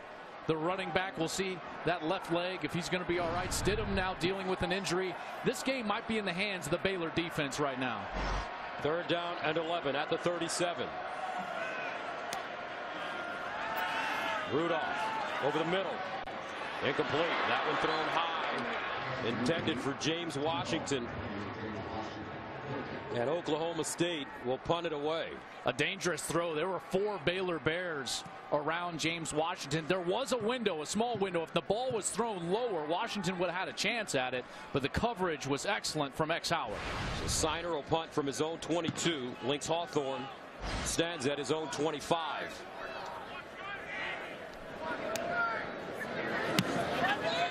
High spiraling kick. Hawthorne backing up, and he has it at the 18. So here's the big question. Can Jarrett Stidham Bad back, tender ankle play. No, doesn't look like he will. Here comes Chris Johnson. Chris Johnson, big player, 6'5" and 235 pounds. He lost the backup job to Jarrett Stidham in fall camp. So they moved him to wide receiver because he's so athletic. He played wide receiver for the entirety of the season until Seth Russell against Iowa State got that neck injury. They brought him back to the quarterback room to be the backup quarterback, and now he finds himself on the field with a 10-point lead as a top 10 team in the country without his starting running back, Shock Linwood. Johnson has not thrown a pass this season. In 2014, he was 4 for 4 for 28 yards and ran 4 times for 29 yards. Dual threat quarterback in high school, was rated the number 5 by one service. And on first down, Johnny Jefferson running the football. He's out of Bryant, Texas. And Jarrett Stidham may be done for the day. And they're going to have to slow down their tempo as such. Now it becomes a bleed the clock out type of game. Second down and 8. Johnson to throw it. Goes down the field. Incomplete. Whoa, what a play on defense by Trey Flowers. Trey Flowers saved the touchdown with this late reach with his right hand, and his head wasn't even turned. This is just complete luck of the draw. He reaches out with his right hand. What an amazing play, knocking that ball away. Third down and 8 at the 21. Trey Flowers from Converse, Texas. Johnson in to start the second half for Baylor.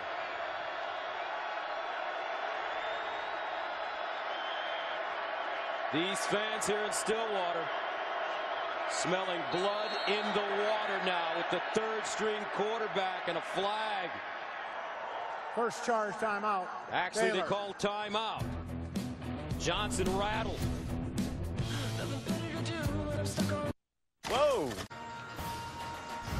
Aflac is there to help cover the gaps when a sickness or injury gets in your way, trips you up, or slows you down in life. Just like the gaps in this game, we all need extra coverage. Joel, what does Oklahoma State need to do to cover the gaps here? Well, they've got to start taking advantage of their opportunities. They weren't able to do that. Oklahoma State, 2 takeaways. Baylor, no points allowed off of turnovers. And this Cowboys team, this offense normally so explosive, but they've been slowed down by Baylor when they've been able to create those chances. Oklahoma State has punted 6 straight possessions, 36 yards in the second quarter. But right now, they're facing the third string quarterback in young Chris Johnson, sophomore, in for Jarrett Stidham. 3rd and 8 at the 21. And Johnson wants to run it. And Johnson picks up a first down. That's a great play call from Kendall Briles, because there's no possibility of a read or a pitch. That is a designed quarterback run. You take all the indecision out of a young quarterback's mind and you allow him to do what he does best, which is use his physical talents. Great job by Kendall Briles. That's a gain of 10. First down at the 31. Johnson handing it off to Johnny Jefferson. So if you weren't with us in the first half, here's the story. Jarrett Stidham came into the game, their starting quarterback, with a bad back. He injured his ankle, went out. Shock Linwood in the second quarter also goes out with an ankle injury. So the backup quarterback is in. Chris Johnson and Johnny Jefferson, a sophomore from Killeen, getting the bulk of the carries now with Linwood on the bench. Here's Johnson to throw to the sideline. Nice toss. Caught. Jay Lee gets out of bounds at midfield. That's a 16-yard gain. This roster has to play their best football around a very inexperienced quarterback, and you saw it there on that route. That was a great route, pushing out in order to gain space, making it an easy throw for Chris Johnson. First down at the 49. Johnson looks calm. He hands it off to Jefferson. And Jefferson gets to the 46. Chad Whitener with the tackle. Anytime that a backup quarterback is in, the most important people on the field become the offensive linemen. Got to protect and open up run lanes. Second down and 7. Johnson to throw. And it's caught on the far side by Jay Lee, who gets slammed by Jordan Stearns when it's a completion. A 6-yard gain. And you see the confidence growing just with play to play the success for Chris Johnson. 3rd down and 1. Johnson handing it off. Jefferson, and he won't get it. So that's the play the Oklahoma State defense was looking for. Seth Jacobs with the tackle. This is that point in the field where Art Briles loves to take a chance, leave his offense on the field, and go for it on 4th down. And even with the 3rd stringer, Art Briles remains aggressive. The Texas gunslinger going for it on 4th. 4th down and 3. Chafin in the game at running back. They give it to him. And he picks up the first the hard way. Devin Chafin, 6 feet, 225 pounds. Out of Burke Burnett, Texas. He's their power back. And he needed all 225 of those pounds on the 4th down conversion. So a gain of 4 on 4th and 3. 1st and 10 at the 38. Opening series of the second half for Baylor.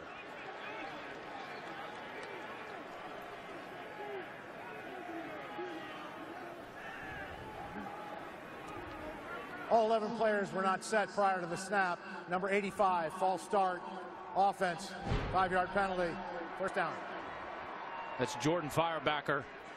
Kendall Briles so upset. See, this is when all the other guys, the 10 players around the quarterback, have got to be great and disciplined, because you can't expect a 3rd stringer to do all of the management things that a normal quarterback would do. So if you're one of the 10, get up, get set, and let him think about other things. So 1st and 15 at the 43.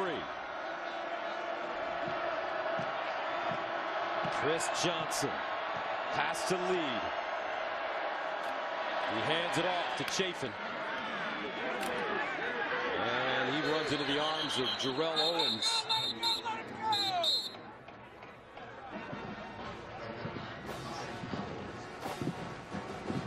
Move fast here. Snap it quickly on 2nd down. They need 11. Johnson, play fake. Johnson lofting it in the air. Oh, caught!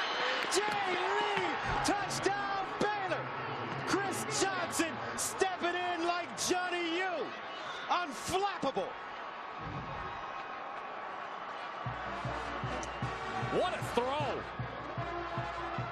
That ball was perfectly thrown. Late safety help from number 13, Jordan Stearns, but that ball was perfectly thrown. Even if he breaks on time, that's going to be a touchdown. What a play from Chris Johnson. Welcome to Division I football, young man. His first career drive for a touchdown. Extra point is good. Baylor brings in the 3rd stringer. Business as usual.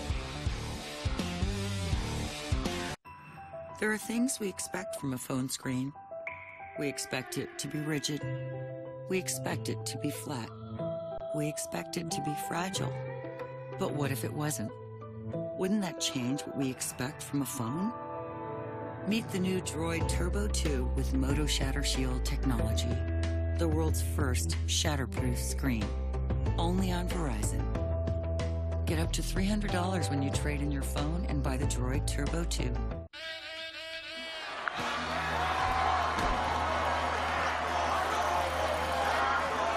Wait a second.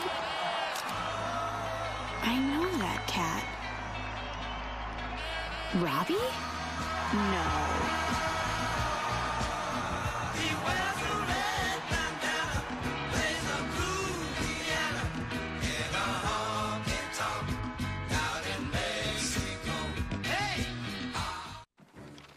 Phil, what happened to you? Oh, it's Black Friday. It's crazy. Saved hundreds.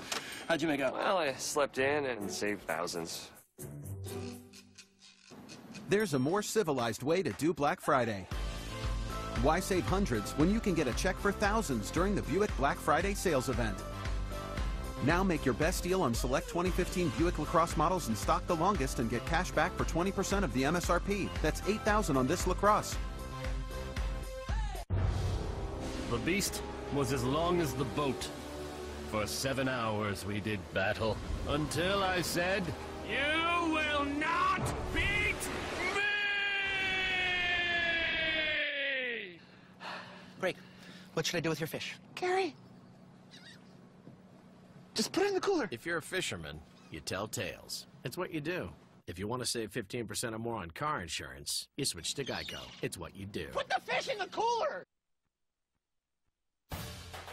Fox College Football presented by Kay Jewelers is sponsored by Buick, proud partner of the NCAA. What a drive for Baylor as Chris Johnson comes in for Jarrett Stidham. He leads him on an 11-play, 81-yard drive, eating up 3 minutes and 58 seconds. On the drive, he's 3 of 4 for 61 yards, and he picked up a key first down on a 10-yard run. And I guess this shouldn't surprise any of us. Think about all the quarterbacks that Art Briles has ever coached. Going back to his days as a position coach at Texas Tech with Cliff Kingsbury, then at Houston with Case Keenum and Kevin Cobb. He comes to Baylor, and he's got RG3 and then Nick Florence. Then he goes to Bryce Petty, wins a couple of Big 12 championships. Seth Russell was playing well. Jarrett Stidham was playing well. Now it's just Chris Johnson's turn. Well, you can never doubt a Johnson.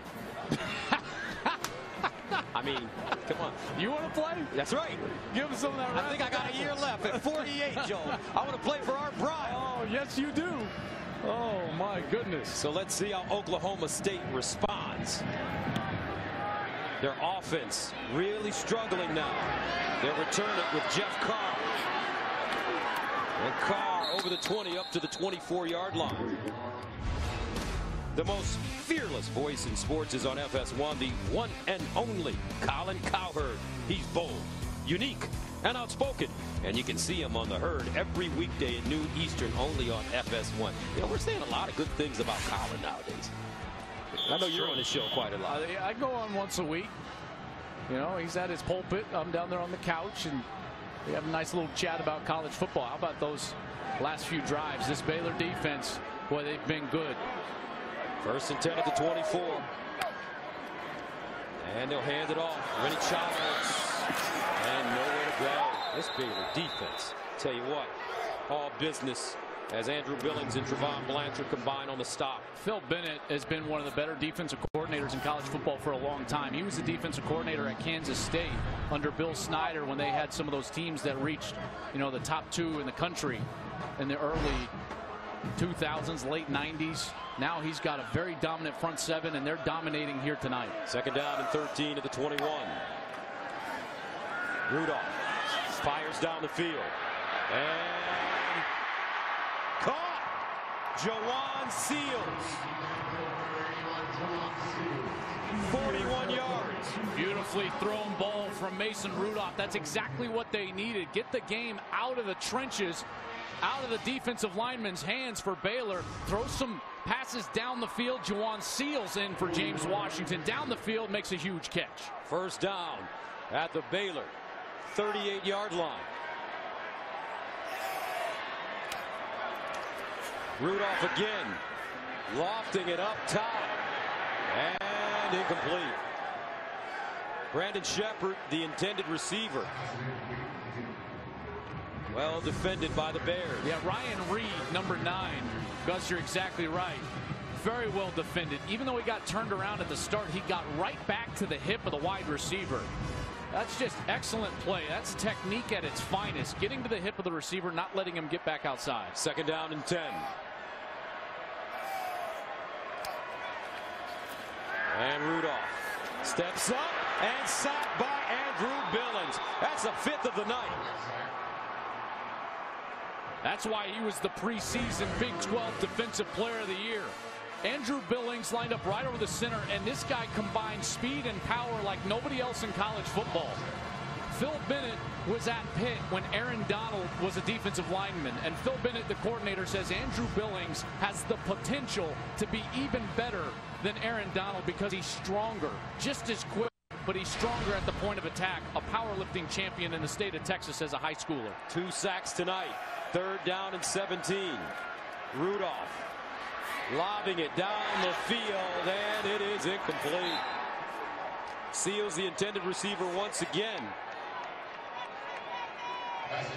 And with 8 minutes and 12 seconds remaining in the 3rd, Oklahoma State really looking for a way to get their offense revving up. It's tough unless it comes from that big play because those defensive linemen are playing so well up front. Zach Steiner again punting from the 40, his 7th punt of the game. And Hawthorne has it at the 16. 8:04 to go, third quarter. Baylor with the lead. The big question: can Mr. Johnson keep it going? 31-14. Chris Johnson, the leader now for Baylor, as he listens to some last-second instructions from Kendall Briles, his offensive coordinator. And you said that this offense is not as difficult to play in as some other offenses around the country. Well, it's built on space and simplicity. And remember, Art Briles has always said, I recruit freaks so that he can put them on the outside and then they can win with athleticism. The goal of the quarterback is to just put the ball into safe spots. Corey Coleman in the backfield, and Corey Coleman running the football.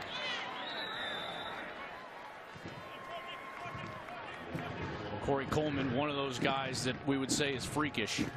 All-American, all Big 12 honoree a year ago, leads the country catching touchdowns and yards per game. 2nd down and 8. Coleman again looking for space, and Coleman tackled from behind by Emmanuel Agba.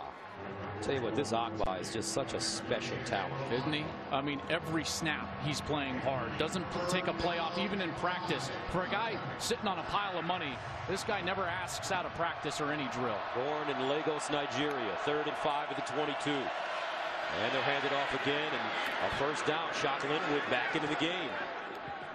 Tender ankle and all. And he keeps the chains moving for Baylor. Linwood back in there, but behind a very experienced and big offensive line. The game's in their hands. If they can protect Chris Johnson and allow for some running game, Baylor's in a great spot. First down and 10. And another handoff. Linwood. This time he goes backwards. And it's Seth Jacobs getting in to the backfield. What's going to happen all night long? They've been trying to double team Corey Coleman on the outside, but now Glenn Spencer and Mike Gundy are going to have to commit more of their resources to stopping the run, which is going to create one-on-ones on the outside. 2nd down and 12 at the 29.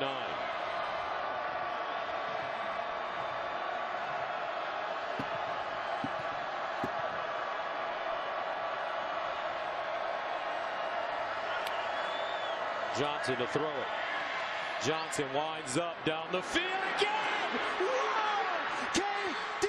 Cannon, touchdown, 71 yards. Chris Johnson.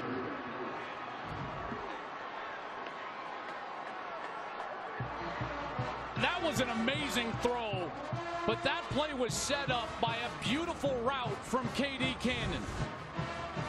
Watch him give the safety a double move. He's going to come inside right there and then boop, gives him a head bob, and now he's gone. The sprint champion running right by the safety. A beautiful throw from Chris Johnson, and it's another touchdown for the explosive Baylor Bears. 37-14 Baylor with 6:24 to go in the third quarter. The Bears with 607 yards in total offense. Cannon, 5 catches, 210 yards and 2 touchdowns. What a throw from the third stringer.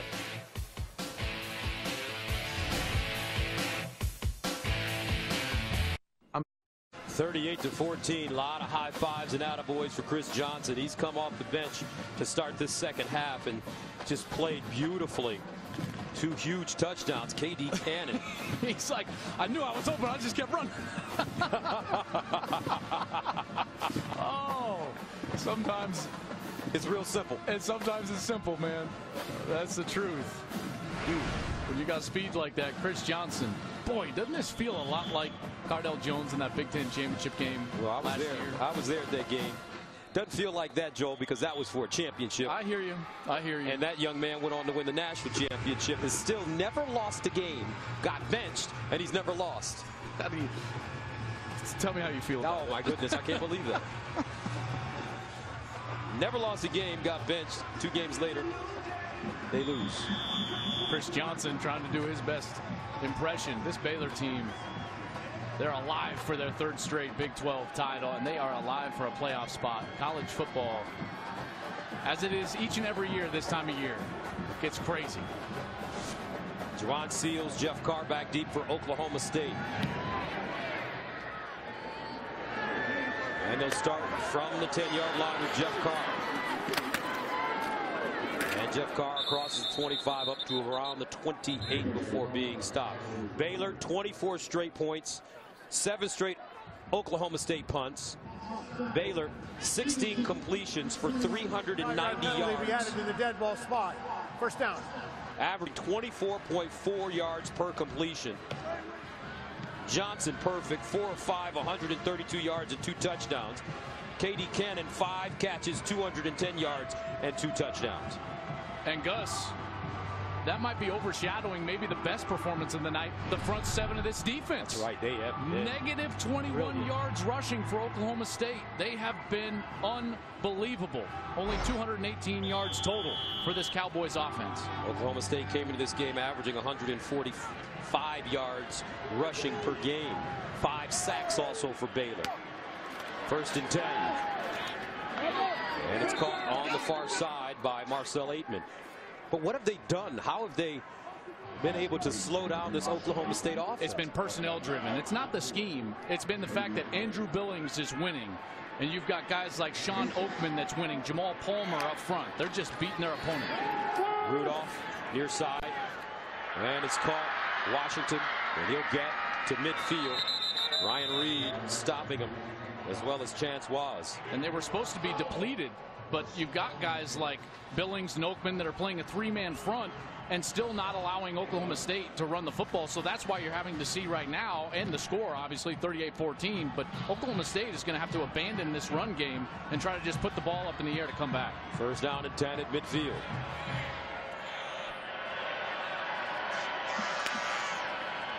Rudolph to throw it again. And Rudolph to Washington, and he's unable to hold on to the ball. And that's because Howard there defensively for the Bears. Boy, Howard's had a tremendous night tonight. He was beat once earlier in the game by James Washington, but for the most part, he has been right there in his hip pocket, ready to pounce on each and every completion. Second down and 10.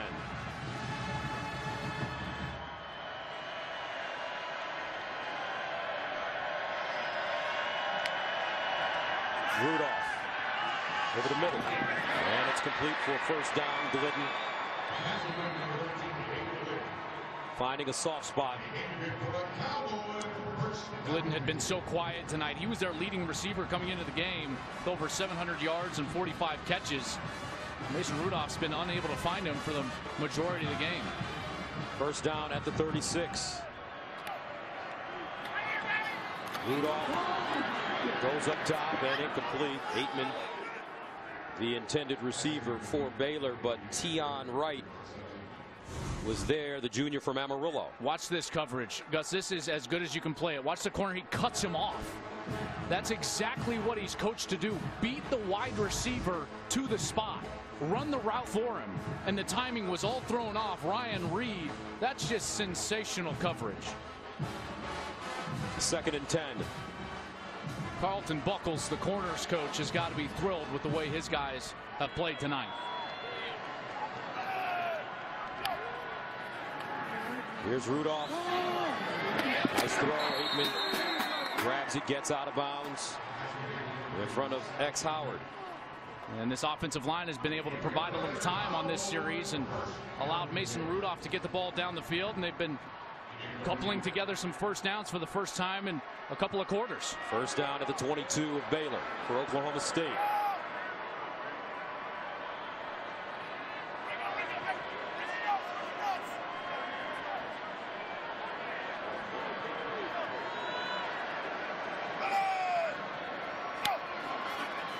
Rudolph, quick throw this time in the corner.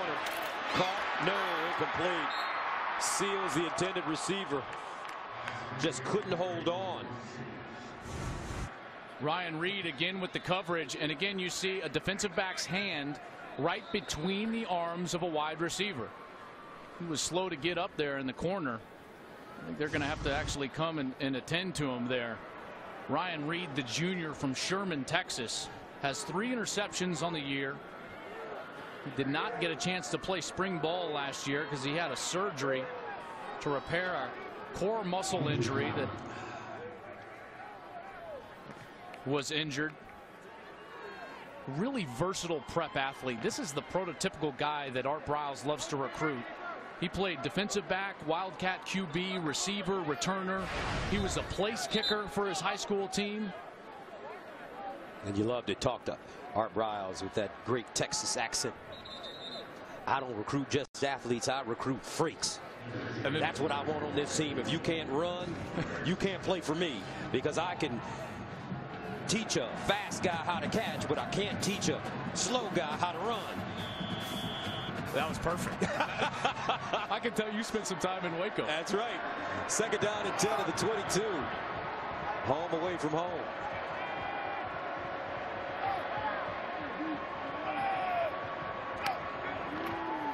And the delayed handoff to Carson with space. Carson cuts it back inside and will be close to a first down. Really good call there from Mike Yurcich, the offensive coordinator, with only 3 down defensive linemen and everyone dropping into coverage. That delay or the draw play is an excellent call because you allow them to get down the field, hand it off, find the space to run. So J.W. Walsh in the game on 3rd down and 1.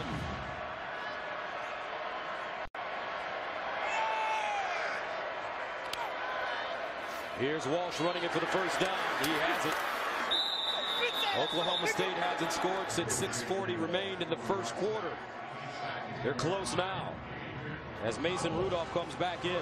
Well, we've seen him come back from 17 down. Now a deficit of 20. Shoot, what is that? 24? My math is all screwed up, Gus. This game's got me all excited. Econ major. First down and goal at the 9. And Rudolph in the end zone. Incomplete. Seals the intended receiver. And that one knocked away by X Howard again. Howard almost ran that route perfectly, turning Seals into the defender. Coleman going out, heading into the locker room. Boy, this Baylor team's so depleted. Second down goal of the 9. Glidden in motion. Rudolph looking in the corner. He's got a man. Touchdown. Jalen McCleskey. What a route, what a throw. And an excellent drive from Oklahoma State. That's exactly what they needed. He's the inside receiver, and he's going to run a corner route, and that ball is thrown right when he breaks out. Perfectly thrown. Good air on it, right in the sideline. The true freshman McCleskey with his second touchdown of the night. Ben Grogan in to attempt the extra point. And it's good. 3:19 to go, third quarter. Oklahoma State showing some signs of life, but they've got a lot of work to do. Can they figure a way to rattle the third string quarterback? We'll find out after this. 38-21. Oklahoma State scoring. The Cowboys undefeated on the season. 10-0. 7-0 in the Big 12. But right now, Art Briles has his team playing like a bunch of porch dogs. Yes, they do. He said earlier this week he doesn't want a team that's going to sit there and have to warm up. You ever seen a porch dog warm up before he takes off after a car? He's gone. This one kicked out of bounds. Free kick out of bounds. Kicking team. Ball be placed at the 35-yard line. First down. All right, let's go to Jenny Taft in Los Angeles for a game break. Thanks, Gus. Here's an update from number 4 Notre Dame in Boston College. The Irish have turned it over 5 times already, but finally put this together as Deshaun Kaiser finds Chris Brown 12 yards for the touchdown as Notre Dame leads 16-3 in the fourth quarter. Gus, Joel?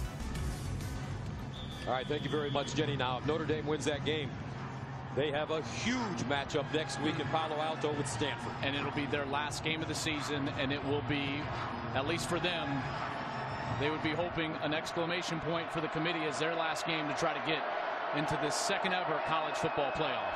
First down and 10 at the 35 for Baylor. Chris Johnson in at quarterback for Stidham. Johnson running it straight ahead. Johnson, beautiful move as he gets to the 50. A 14-yard gain. Jordan Stearns brings him down. Boy, this guy has just been amazing.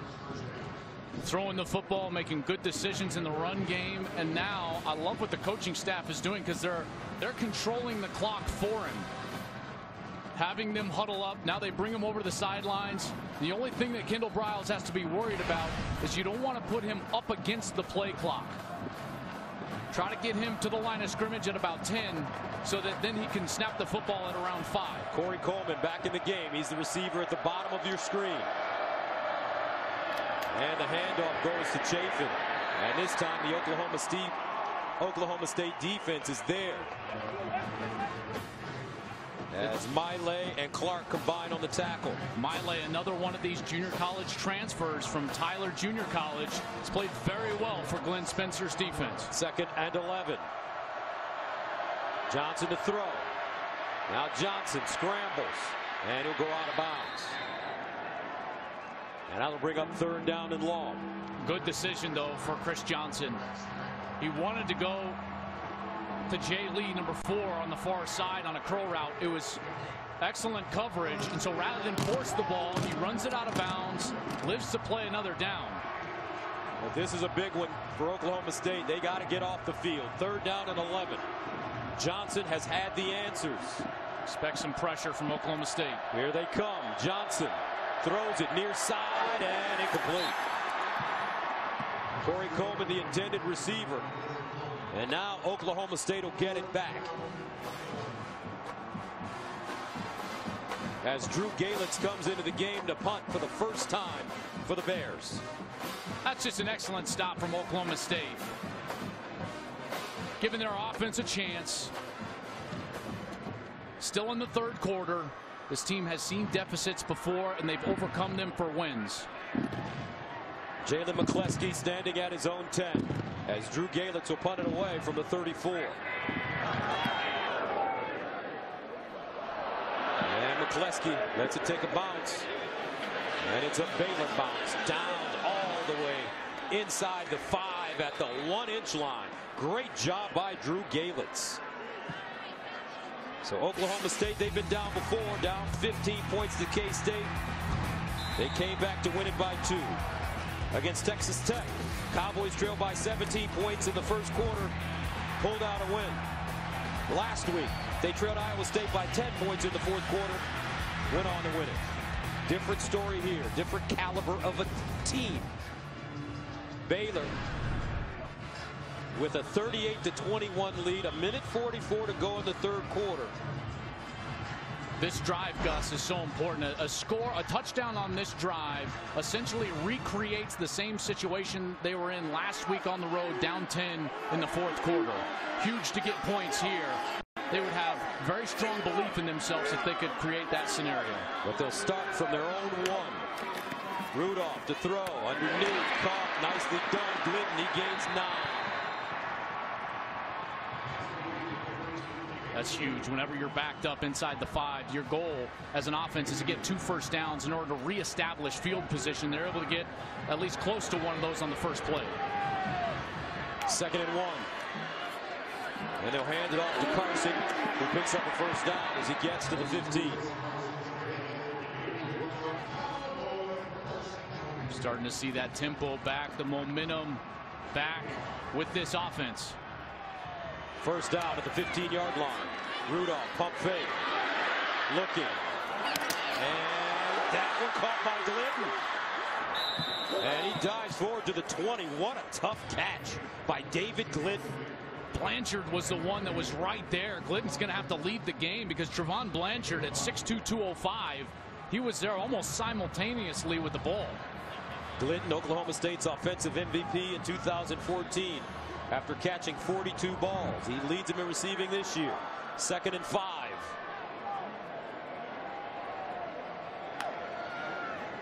Taylor on the draw play. First down.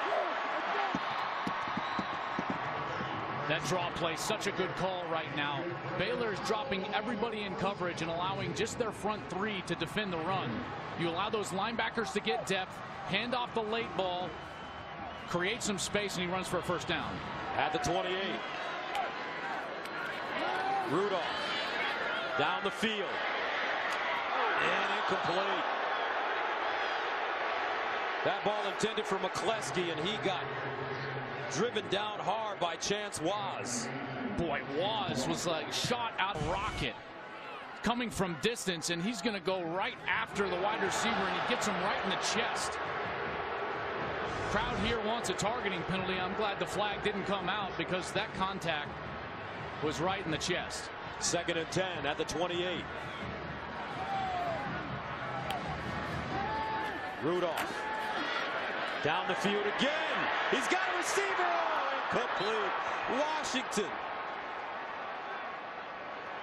He had a step on Ryan Reed. There was just a little bit of hand fighting, and then that ball right in the hands of James Washington. He's got to come up with that one for his quarterback. Mason Rudolph with a terrific throw down the field. Player the caliber of James Washington normally comes down with that. Well, that makes it 3rd down and 10 at the 28. Could be the final play of the 3rd quarter.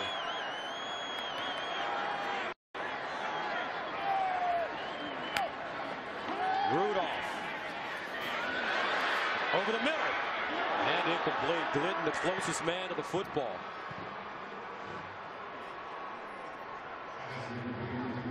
Rudolph under pressure.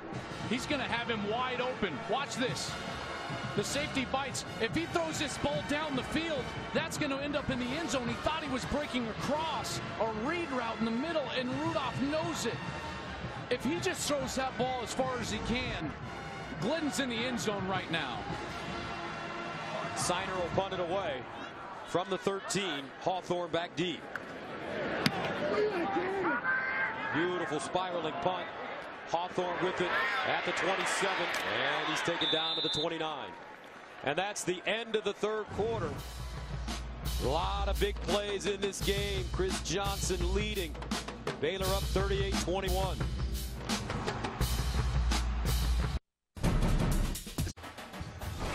Welcome back to Fox College Football presented by Kay Jewelers. We're ready to start the 4th quarter here in Stillwater, Oklahoma. Baylor with the lead as you take a look at the scoring by quarters. Boy, that 14-point 3rd quarter was all Chris Johnson. I mean, this guy, if he can keep this up, he's going to reach legend status in 1/2 of football. 1st down and 10 to the 29. Johnson to throw it on 1st down, in trouble, decides to run it.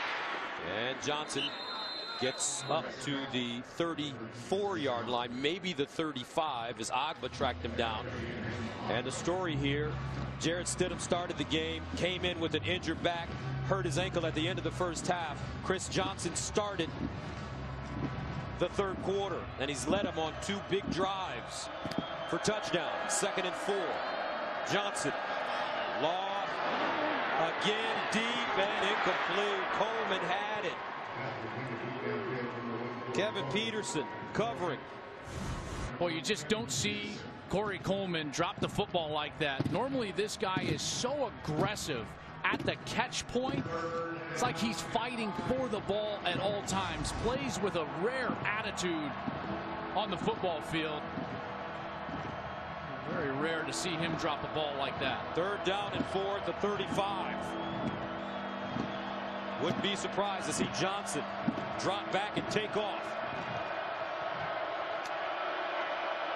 He'll hand it off. And it's Chafin for the 1st down and even more. That's what's so unique about Baylor. They're the only team in the Big 12 that runs the ball over 50% of the time on 3rd and medium downs. That means 3rd and 3 to 7 to go. Glenn Spencer talked about it to us yesterday. He said it was such an odd down and distance to try to call defense because normally every other team in the Big 12 is heavy pass percentage in that down and distance. Baylor, they'll be patient enough to run it. Very difficult to defend. Baylor 11 of 18 on 3rd down conversions. Chafin remains in the game. 1st down at the 44. They give it to him straight ahead and he'll plow forward. Gains 5.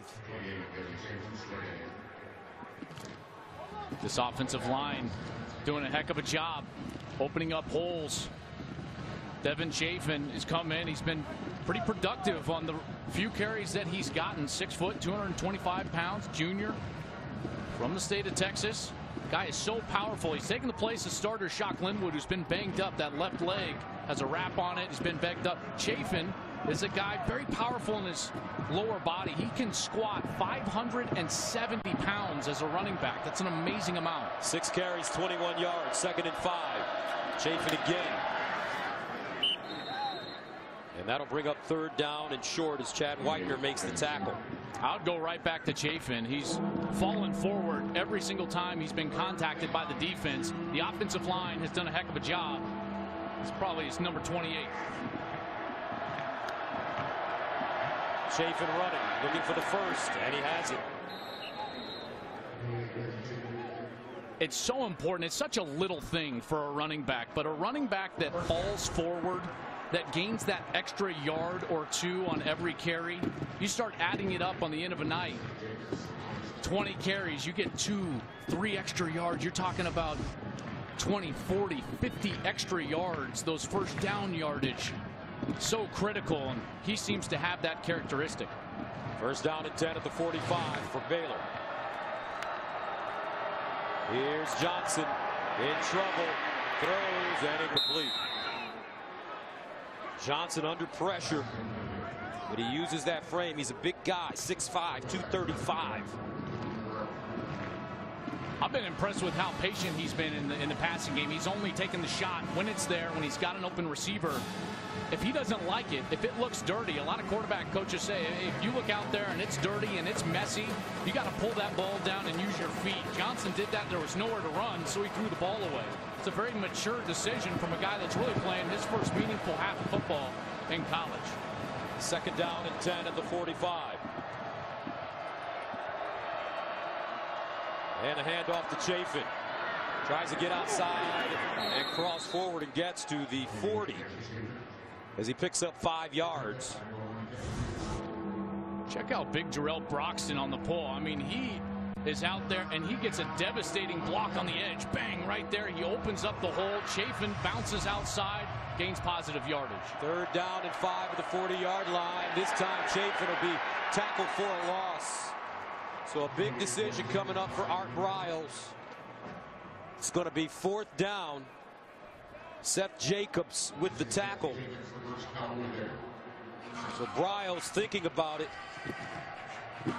His offense still on the field.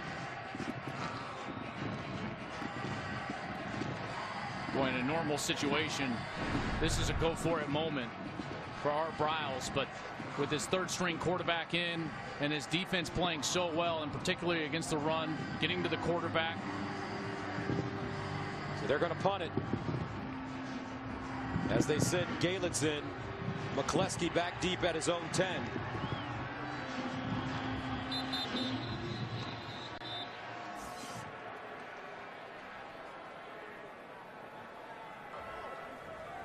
Delay of game. Offense. 5-yard penalty. 4th down. It's actually going to help him, back him up 5 yards, try to pin him inside the 5. Remember, on his only other punt of the night, Gus Galitz pinned him inside the 1. It was a 50-yard punt. Be trying to do that same thing here, playing the field position game. Galitz has a strong leg. He gained notoriety as a prep kicker when he booted a 71-yard field goal at a kicking camp in 2014. Pops this one high in the air. And it's fair caught at the 20. So Mason Rudolph and the Oklahoma State offense with the deficit, but they've got the ball. They must make something happen quickly.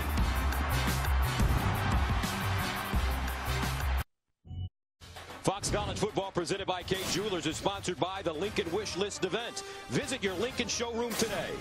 And by Fallout 4, the next generation of open world gaming, available now. So here we go. Baylor up 38-21. Oklahoma State, their undefeated season on the line now, as they start at their own 21. James Washington, the electric wide receiver, has to make his presence felt for the rest of this game.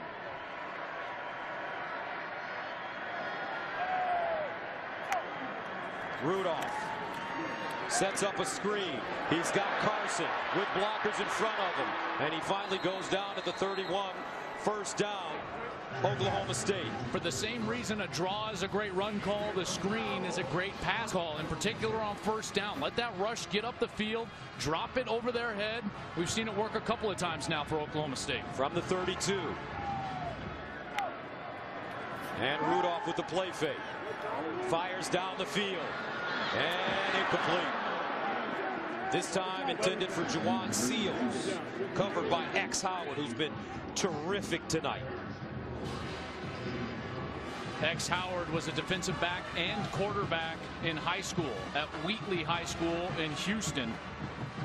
He's obviously on the track team, which most guys from Baylor were on the track team, played basketball as well. Very athletic, and you're seeing that come to fruition here tonight. Second down and 10 to the 32.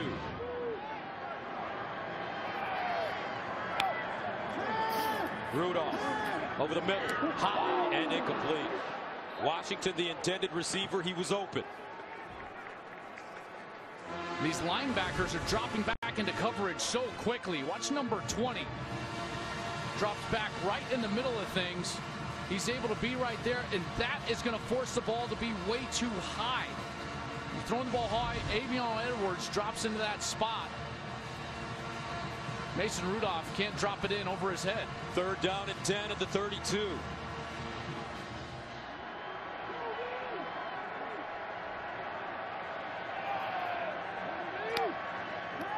Mason Rudolph in trouble. Underneath and incomplete.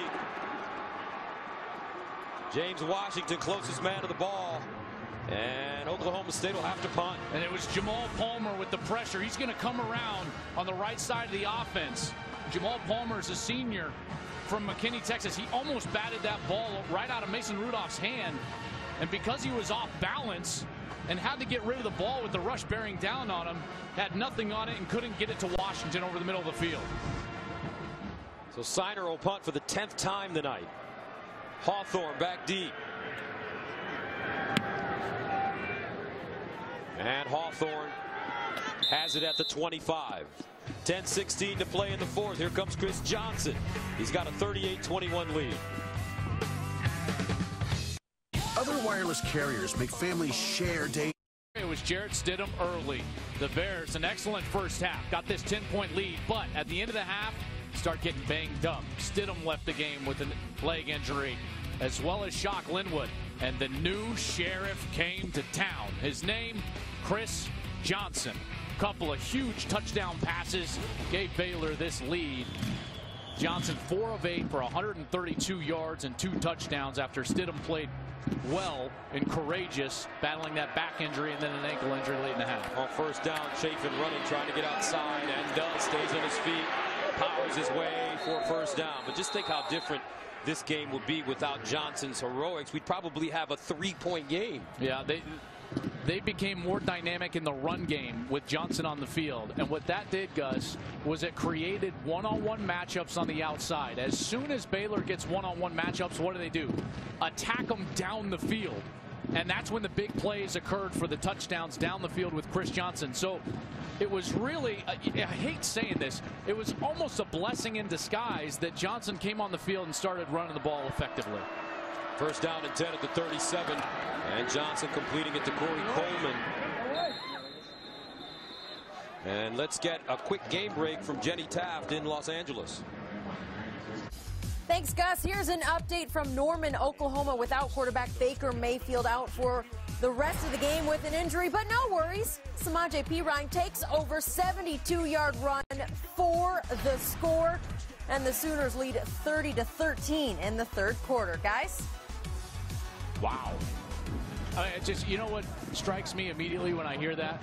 These top 4 teams in the Big 12, 3 of them playing with backup quarterbacks right now. In this day and age, a quarterback's being exposed in the run game. You just can't expect them to play the entire season. Remember, this Baylor team is at TCU next week, and they'll wrap up the regular season against Texas at home. Oklahoma State Their final game of the year will be Oklahoma right here on the 28th. Seth Russell over there in that neck brace. All of us wishing him well on his recovery after suffering that neck injury. Jarrett Stidham leaving in this ball game, and now it's all about Chris Johnson. 3rd down and 2.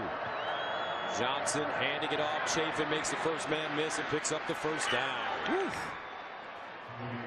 Did you see that move? What a move. When running backs can make people miss in the backfield, what they're doing is they're being their own blocker. They're erasing mistakes up front with their own ability. He makes 2 Cowboy defenders miss, dives forward for a first down. What an excellent run from Devin Chafin. They've needed some production in the run game. He's come in this second half, in particular in this 4th quarter, and just played terrific. Chafin, 13 carries, 50 yards and a touchdown. 1st down and 10 at the 50. And Johnson throws it softly over the middle, and it's caught for another big game. Fired Barker, but a flag on the play. They're going to have Spencer Drango, the offensive lineman, down the field. He tried to hide himself and go down and lay down so the referee wouldn't see him, but he wasn't buying it. He was running right with Jordan Feuerbacher.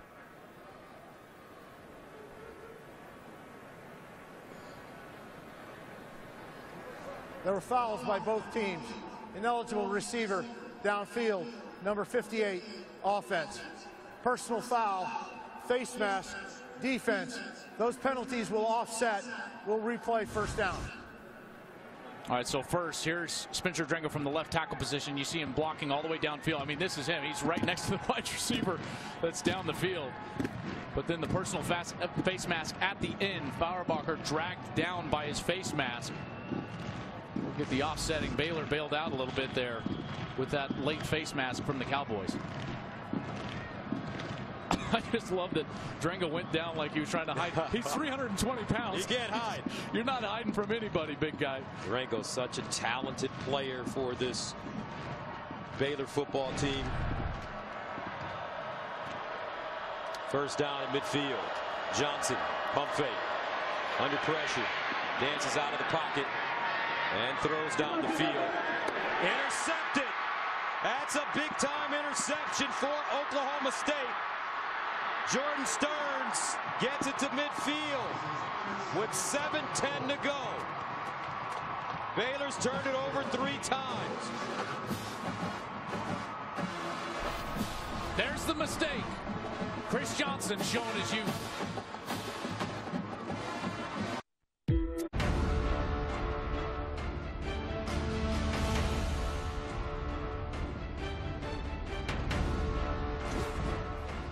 (38-21) first mistake of the game for Chris Johnson as he throws the interception.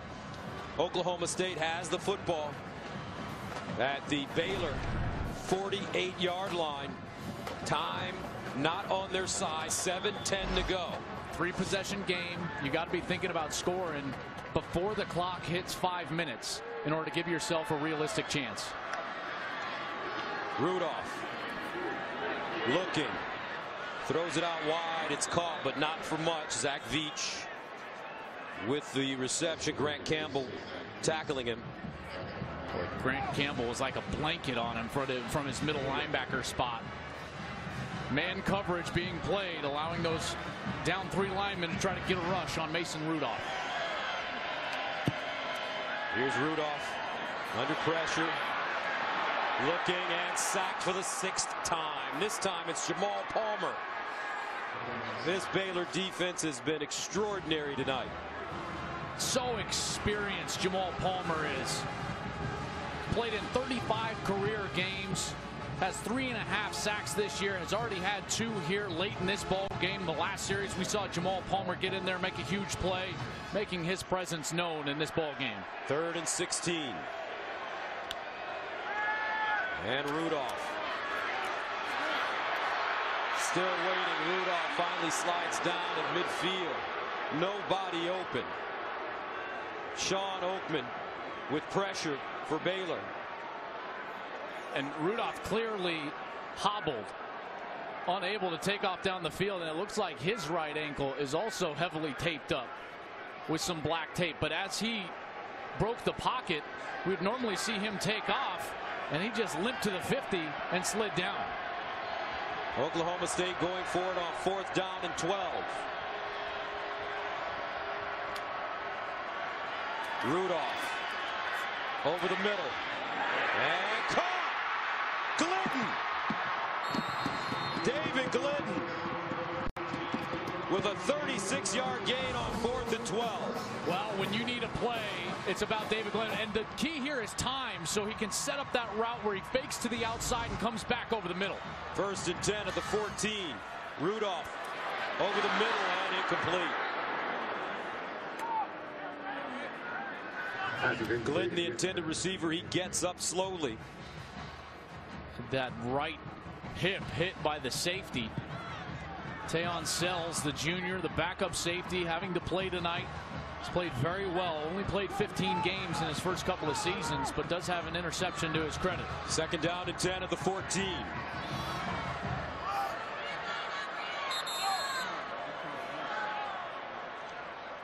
And a false start coming up against the Cowboys. False start. Offense, number 28. 5-yard penalty. 2nd down. James Washington, wide receiver, is on the far side of the field. A little too early of a start. They've still got this shot. That 5 minutes and 13 seconds left. They got to start thinking about taking some shots to the end zone here. The longer this clock dwindles down in a 3-possession game, narrower the chances are for Oklahoma State. 2nd and 15. Rudolph throws in the end zone, looking for Shepard, and broken up. X Howard again. He got turned around, but had the makeup speed. Remember, a high school track athlete. He gets turned around, then makes it up and comes back, turns to the ball, and then makes an excellent play on the ball. This guy has just put on a clinic of how to play cornerback so far tonight. X Howard, player of the game for Baylor. 3rd down and 15 at 19.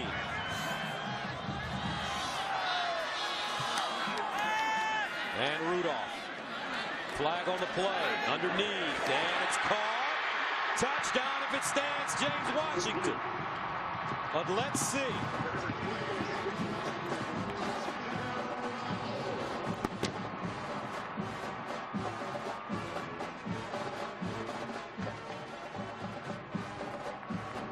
Offside.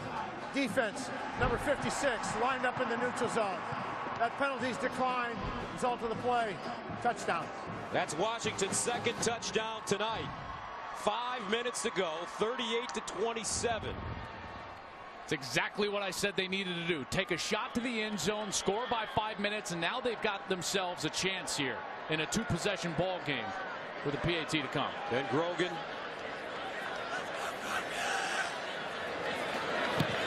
Ten-point game. James Washington. Important touchdown. Oklahoma State's not done yet. Football is presented by K Jewelers. Every kiss begins with K. 38-28 Baylor. 5 minutes to play in the 4th quarter. Oklahoma State, the 6th-ranked team in the nation, undefeated. And they still have life. James Washington with the touchdown, his 2nd of the night, as you take a look at the drive. So what's the philosophy for Oklahoma State from this point on? The key is the 1st down call. You know Baylor has to run the ball. 1, they're not going to want to throw it to stop the clock. 2, they don't want to throw it with Chris Johnson, who just made a mistake. I think you kick the ball off deep.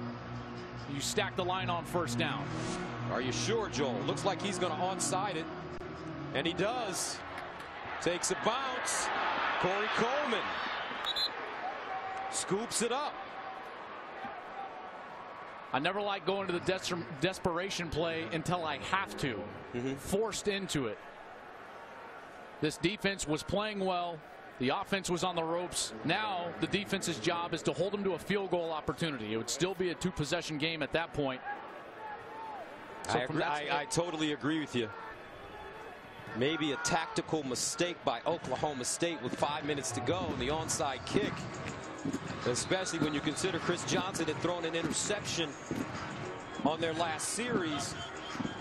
And in all likelihood, they were going to run the ball and punt it away. They had to run it, you know, because of Johnson being a bit rattled and the clock situation. But now they're still going to be in that run it mode. Look at all those defenders at the line of scrimmage. Man coverage on the outside. And here's Johnny Jefferson running on first down. And he's taken down to the 25. And it's Seth Jacobs with the tackle. Mike Gundy doesn't have to start using his timeouts just yet. He'll have to start using them if Baylor gets this first down. He's got 3 of them left.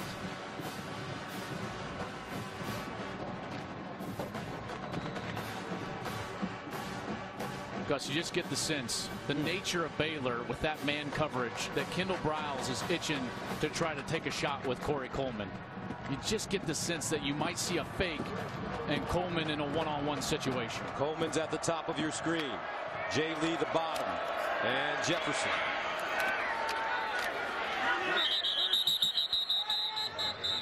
So 3rd down and short coming up for the Bears. And Mike Gundy is going to use one of his timeouts here. Prepare his defense for a crucial we'll take a break. 4:07 to go. Back after this.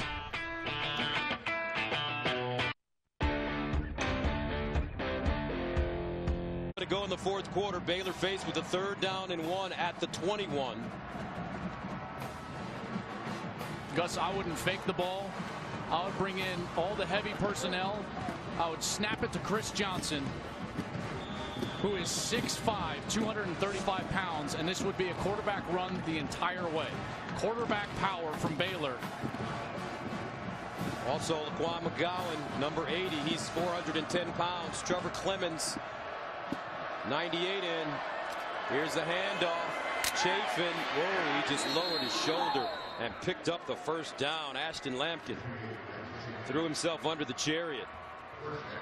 Boy, Chafin, just some power here. He's going to have a free Oklahoma State defender right in the hole, right here. And he meets him, powers through, and is able to get the first down. Always falling forward. Devin Chasen, the junior, 6 foot, 225 pounds with 53 yards rushing on the night. Shock Linwood injured his leg. Hasn't seen much action here in the second half. 1st down and 10 at the 19. And Johnson. Chris Johnson with an 8-yard run. Lampkin with the tackle. Boy, this guy's got some athleticism, and now Mike Gundy is going to be forced into using his timeouts after this next snap. And you never want to second guess a coach like Mike Gundy. He's just one of the best in America. But the onside kick with 5 minutes to go, you wonder if he'd like to have that back. Well, he would have been in this type of series anyways if he kicked it off, where the defense has to get a stop. 2nd down. Chafin, 1st down. And if Baylor is able to methodically run the ball, I guess it would be a moot point anyways. But I hear you. I don't like those desperation plays. I don't like going for 2 until you have to, or the onside kick until you have to. But Mike Gundy, he knows his team better than anybody. He's done a remarkable job. This team, kind of an island of cast-offs. They've got 7 different players that were either walk-ons or transfers contributing in a large way. Starters, 7 of the 22 starters on his team. Done a remarkable job with this team getting to this point in the season as an undefeated. 1st and goal to the 8-yard line. Chafin, and he'll get inside the 5. And the thing about Mike Gundy, he's a young man, 48 years old. A lot of job openings this year. South Carolina, Maryland, USC. He's going to get some calls. Sign in or sign up with Visa checkout to get half off menu price pizzas from pizzahut.com. 2:15 to play in the 4th quarter, 38-28. Baylor. Bears trying to bounce back from their only loss of the season last week at home to Oklahoma. This would be a huge road win for Baylor. Mike Gundy 2:15 away from his undefeated season coming to an end. 2nd and goal at the 4. Johnson. Touchdown. He's thrown for 2 touchdowns.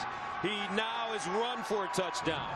Chris Johnson came into this game in the 3rd quarter for Jarrett Stidham, and he has had the game of his life against the 6th-ranked team in the nation. There's no more pressure-packed situations than top 10 matchups late in November. And the 3rd stringer, who played wide receiver for the entire season, lost that backup job in fall camp, plays wide receiver all year. When Seth Russell goes down, they bring him back as a quarterback. And Gus, he has played like a champion tonight on the road. And it's the determination and the will of the Baylor Bears. 311 yards rushing, 3 touchdowns.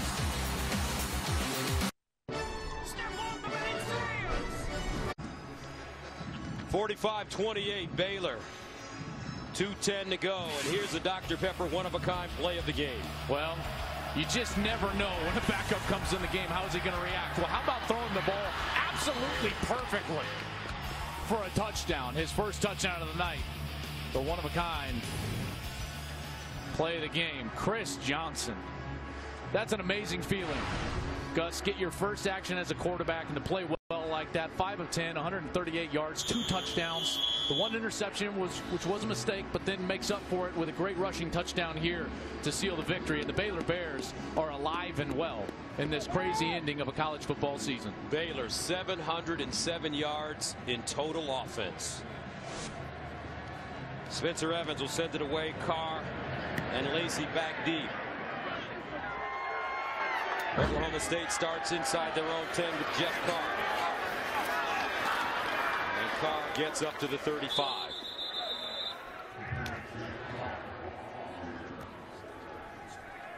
So next week for us here at Fox, we will travel to Palo Alto. Joel and I will call the Notre Dame Stanford game along with Molly McGrath. Huge playoff implications, especially for the Irish. Oof. That's going to be an amazing game. Notre Dame winning tonight in Fenway Park by 3, 19-16 over Boston College. Rudolph near side, caught out of bounds. That's Shepard. In a minute 58, the Baylor Bears, Art Briles, and this entire fan base from Baylor is going to become the biggest Oklahoma State fans in the Big 12, with Bedlam looming next week. Rudolph down the field, and caught at the 10. Seals out of bounds. Jawan Seals beat his man, and with a minute and 49 to go, he gains 49 yards. And the football will be placed at the 5-yard line. Shouldn't have spoke too soon. We've seen crazier endings in college football this year. An excellent pass from Mason Rudolph down the sideline. Here's Rudolph lobbing it, and incomplete. Washington, the intended receiver. Chad Swaz covering him. This Oklahoma State team, Mike Gundy has said that they just try to scratch and claw, smoke and mirrors their way to 150 yards rushing. They weren't able to do that tonight. This is one of the first games that they haven't been able to do that. J.W. Walsh has not been effective when they brought him in the game. He is going to come in the game here in this goal line situation, however. 2nd down and goal at the 5.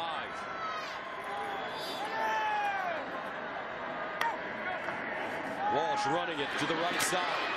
And he'll go down at the 2. Jamal Palmer with the stop. Clock still running at 1:35 and counting. We've seen this Baylor team 3 different times during the course of the season. This is the best the defense has played, in particular that front 7. They played a lot of snaps tonight, but they've been excellent against the run. 3rd down, goal at the 2-yard line. Walsh again, straight ahead this time, and he'll get in for the score.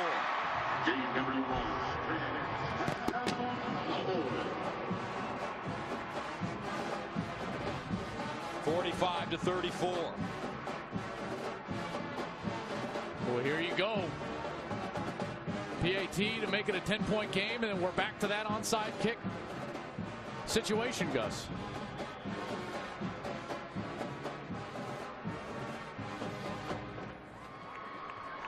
Ben Grogan. And the extra point is good. 10-point game, 1:12 to go. Oklahoma State with one timeout left.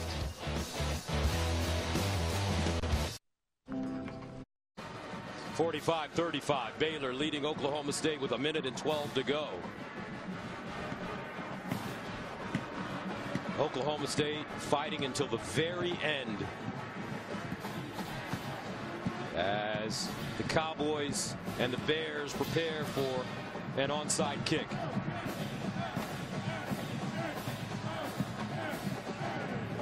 Tried to cross him up last time. They came to the wide side of the field. They kicked it right at Corey Coleman. He again will be down here just below the 50 on the bottom of your screen.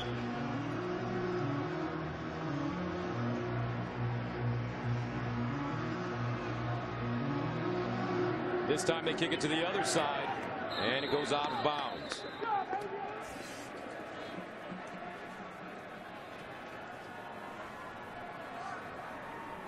Free kick out of bounds. Kicking team. 5-yard penalty from the dead ball spot. First down. So Art Briles, he's smiling now as his team comes into Stillwater. As you take a look at the remaining games for Baylor, TCU in Fort Worth next week. Boy, we thought that was going to be just a barn burner of a game. Obviously still holds so much importance, but this was a gutsy win, just an awfully gutsy win. Down to your third string quarterback Chris Johnson. Bo Blackshear, defensive tackle, was out. Chance Waz played with a neck injury. Orion Stewart, a safety, was out. Alfred Pullum, a corner, was out. Terrell Burt, a safety, was out. And what I like the most about Chris Johnson's performance as a third string quarterback, he came into the game when they needed him, and he was prepared. He was prepared, and he played with confidence, which is so difficult to do when you don't have the reps to back that confidence up. What a performance. So how about this? For the first time since 1939, Baylor comes into Stillwater and wins. 45-35 the final. They do it with a backup quarterback. Chris Johnson saves the day for Art Briles. And the Bears hand the Cowboys their first loss of the season. Let's go downstairs where our Molly McGrath is standing by with Art Briles. All right, thanks, Gus. Coach, some congratulations going around. Your team has dealt with adversity all season. Another quarterback, Jarrett Stidham, goes down with injury. How happy are you with how Chris Johnson responded? You know, I'm just happy for our football team. You know, we have faced a lot of adversity, and we just, you know, we talked about being a tough team, and that's something we wanted to be, and come in here and just play tough. You know, just grind every play, and everybody had a chance to help. They helped. I thought Jarrett was unbelievable in the first half. Chris was unbelievable second half. I thought our defense played great. Just good special teams. Just a great team win, honestly. Your third string quarterback goes in, and the success of your offense now lies on the shoulders of your offensive line. What did they do well to help you guys get this win? I mean, all those guys are old. You know, they played a bunch of games. They've won a bunch of football games, you know, and won 2 championships. So, you know, we leaned on them. They played well. They responded well. And, you know, I'm proud of our team. They did a great job tonight. In the Big 12, November is all about wins over quality opponents. You definitely did that tonight. How will this give you momentum going into next week in Fort Worth? Well, I mean, you know, we got 6 days. We got to travel home tonight, go to work tomorrow, then travel to Fort Worth Friday. But, you know, we'll be ready. We got a good football team. All right. Congratulations, Coach. Back to you, Gus. All right, Molly. 45-35. Baylor defeats Oklahoma State, and the Bears are still alive for their 3rd straight Big 12 title. We'll be back to Stillwater right after this.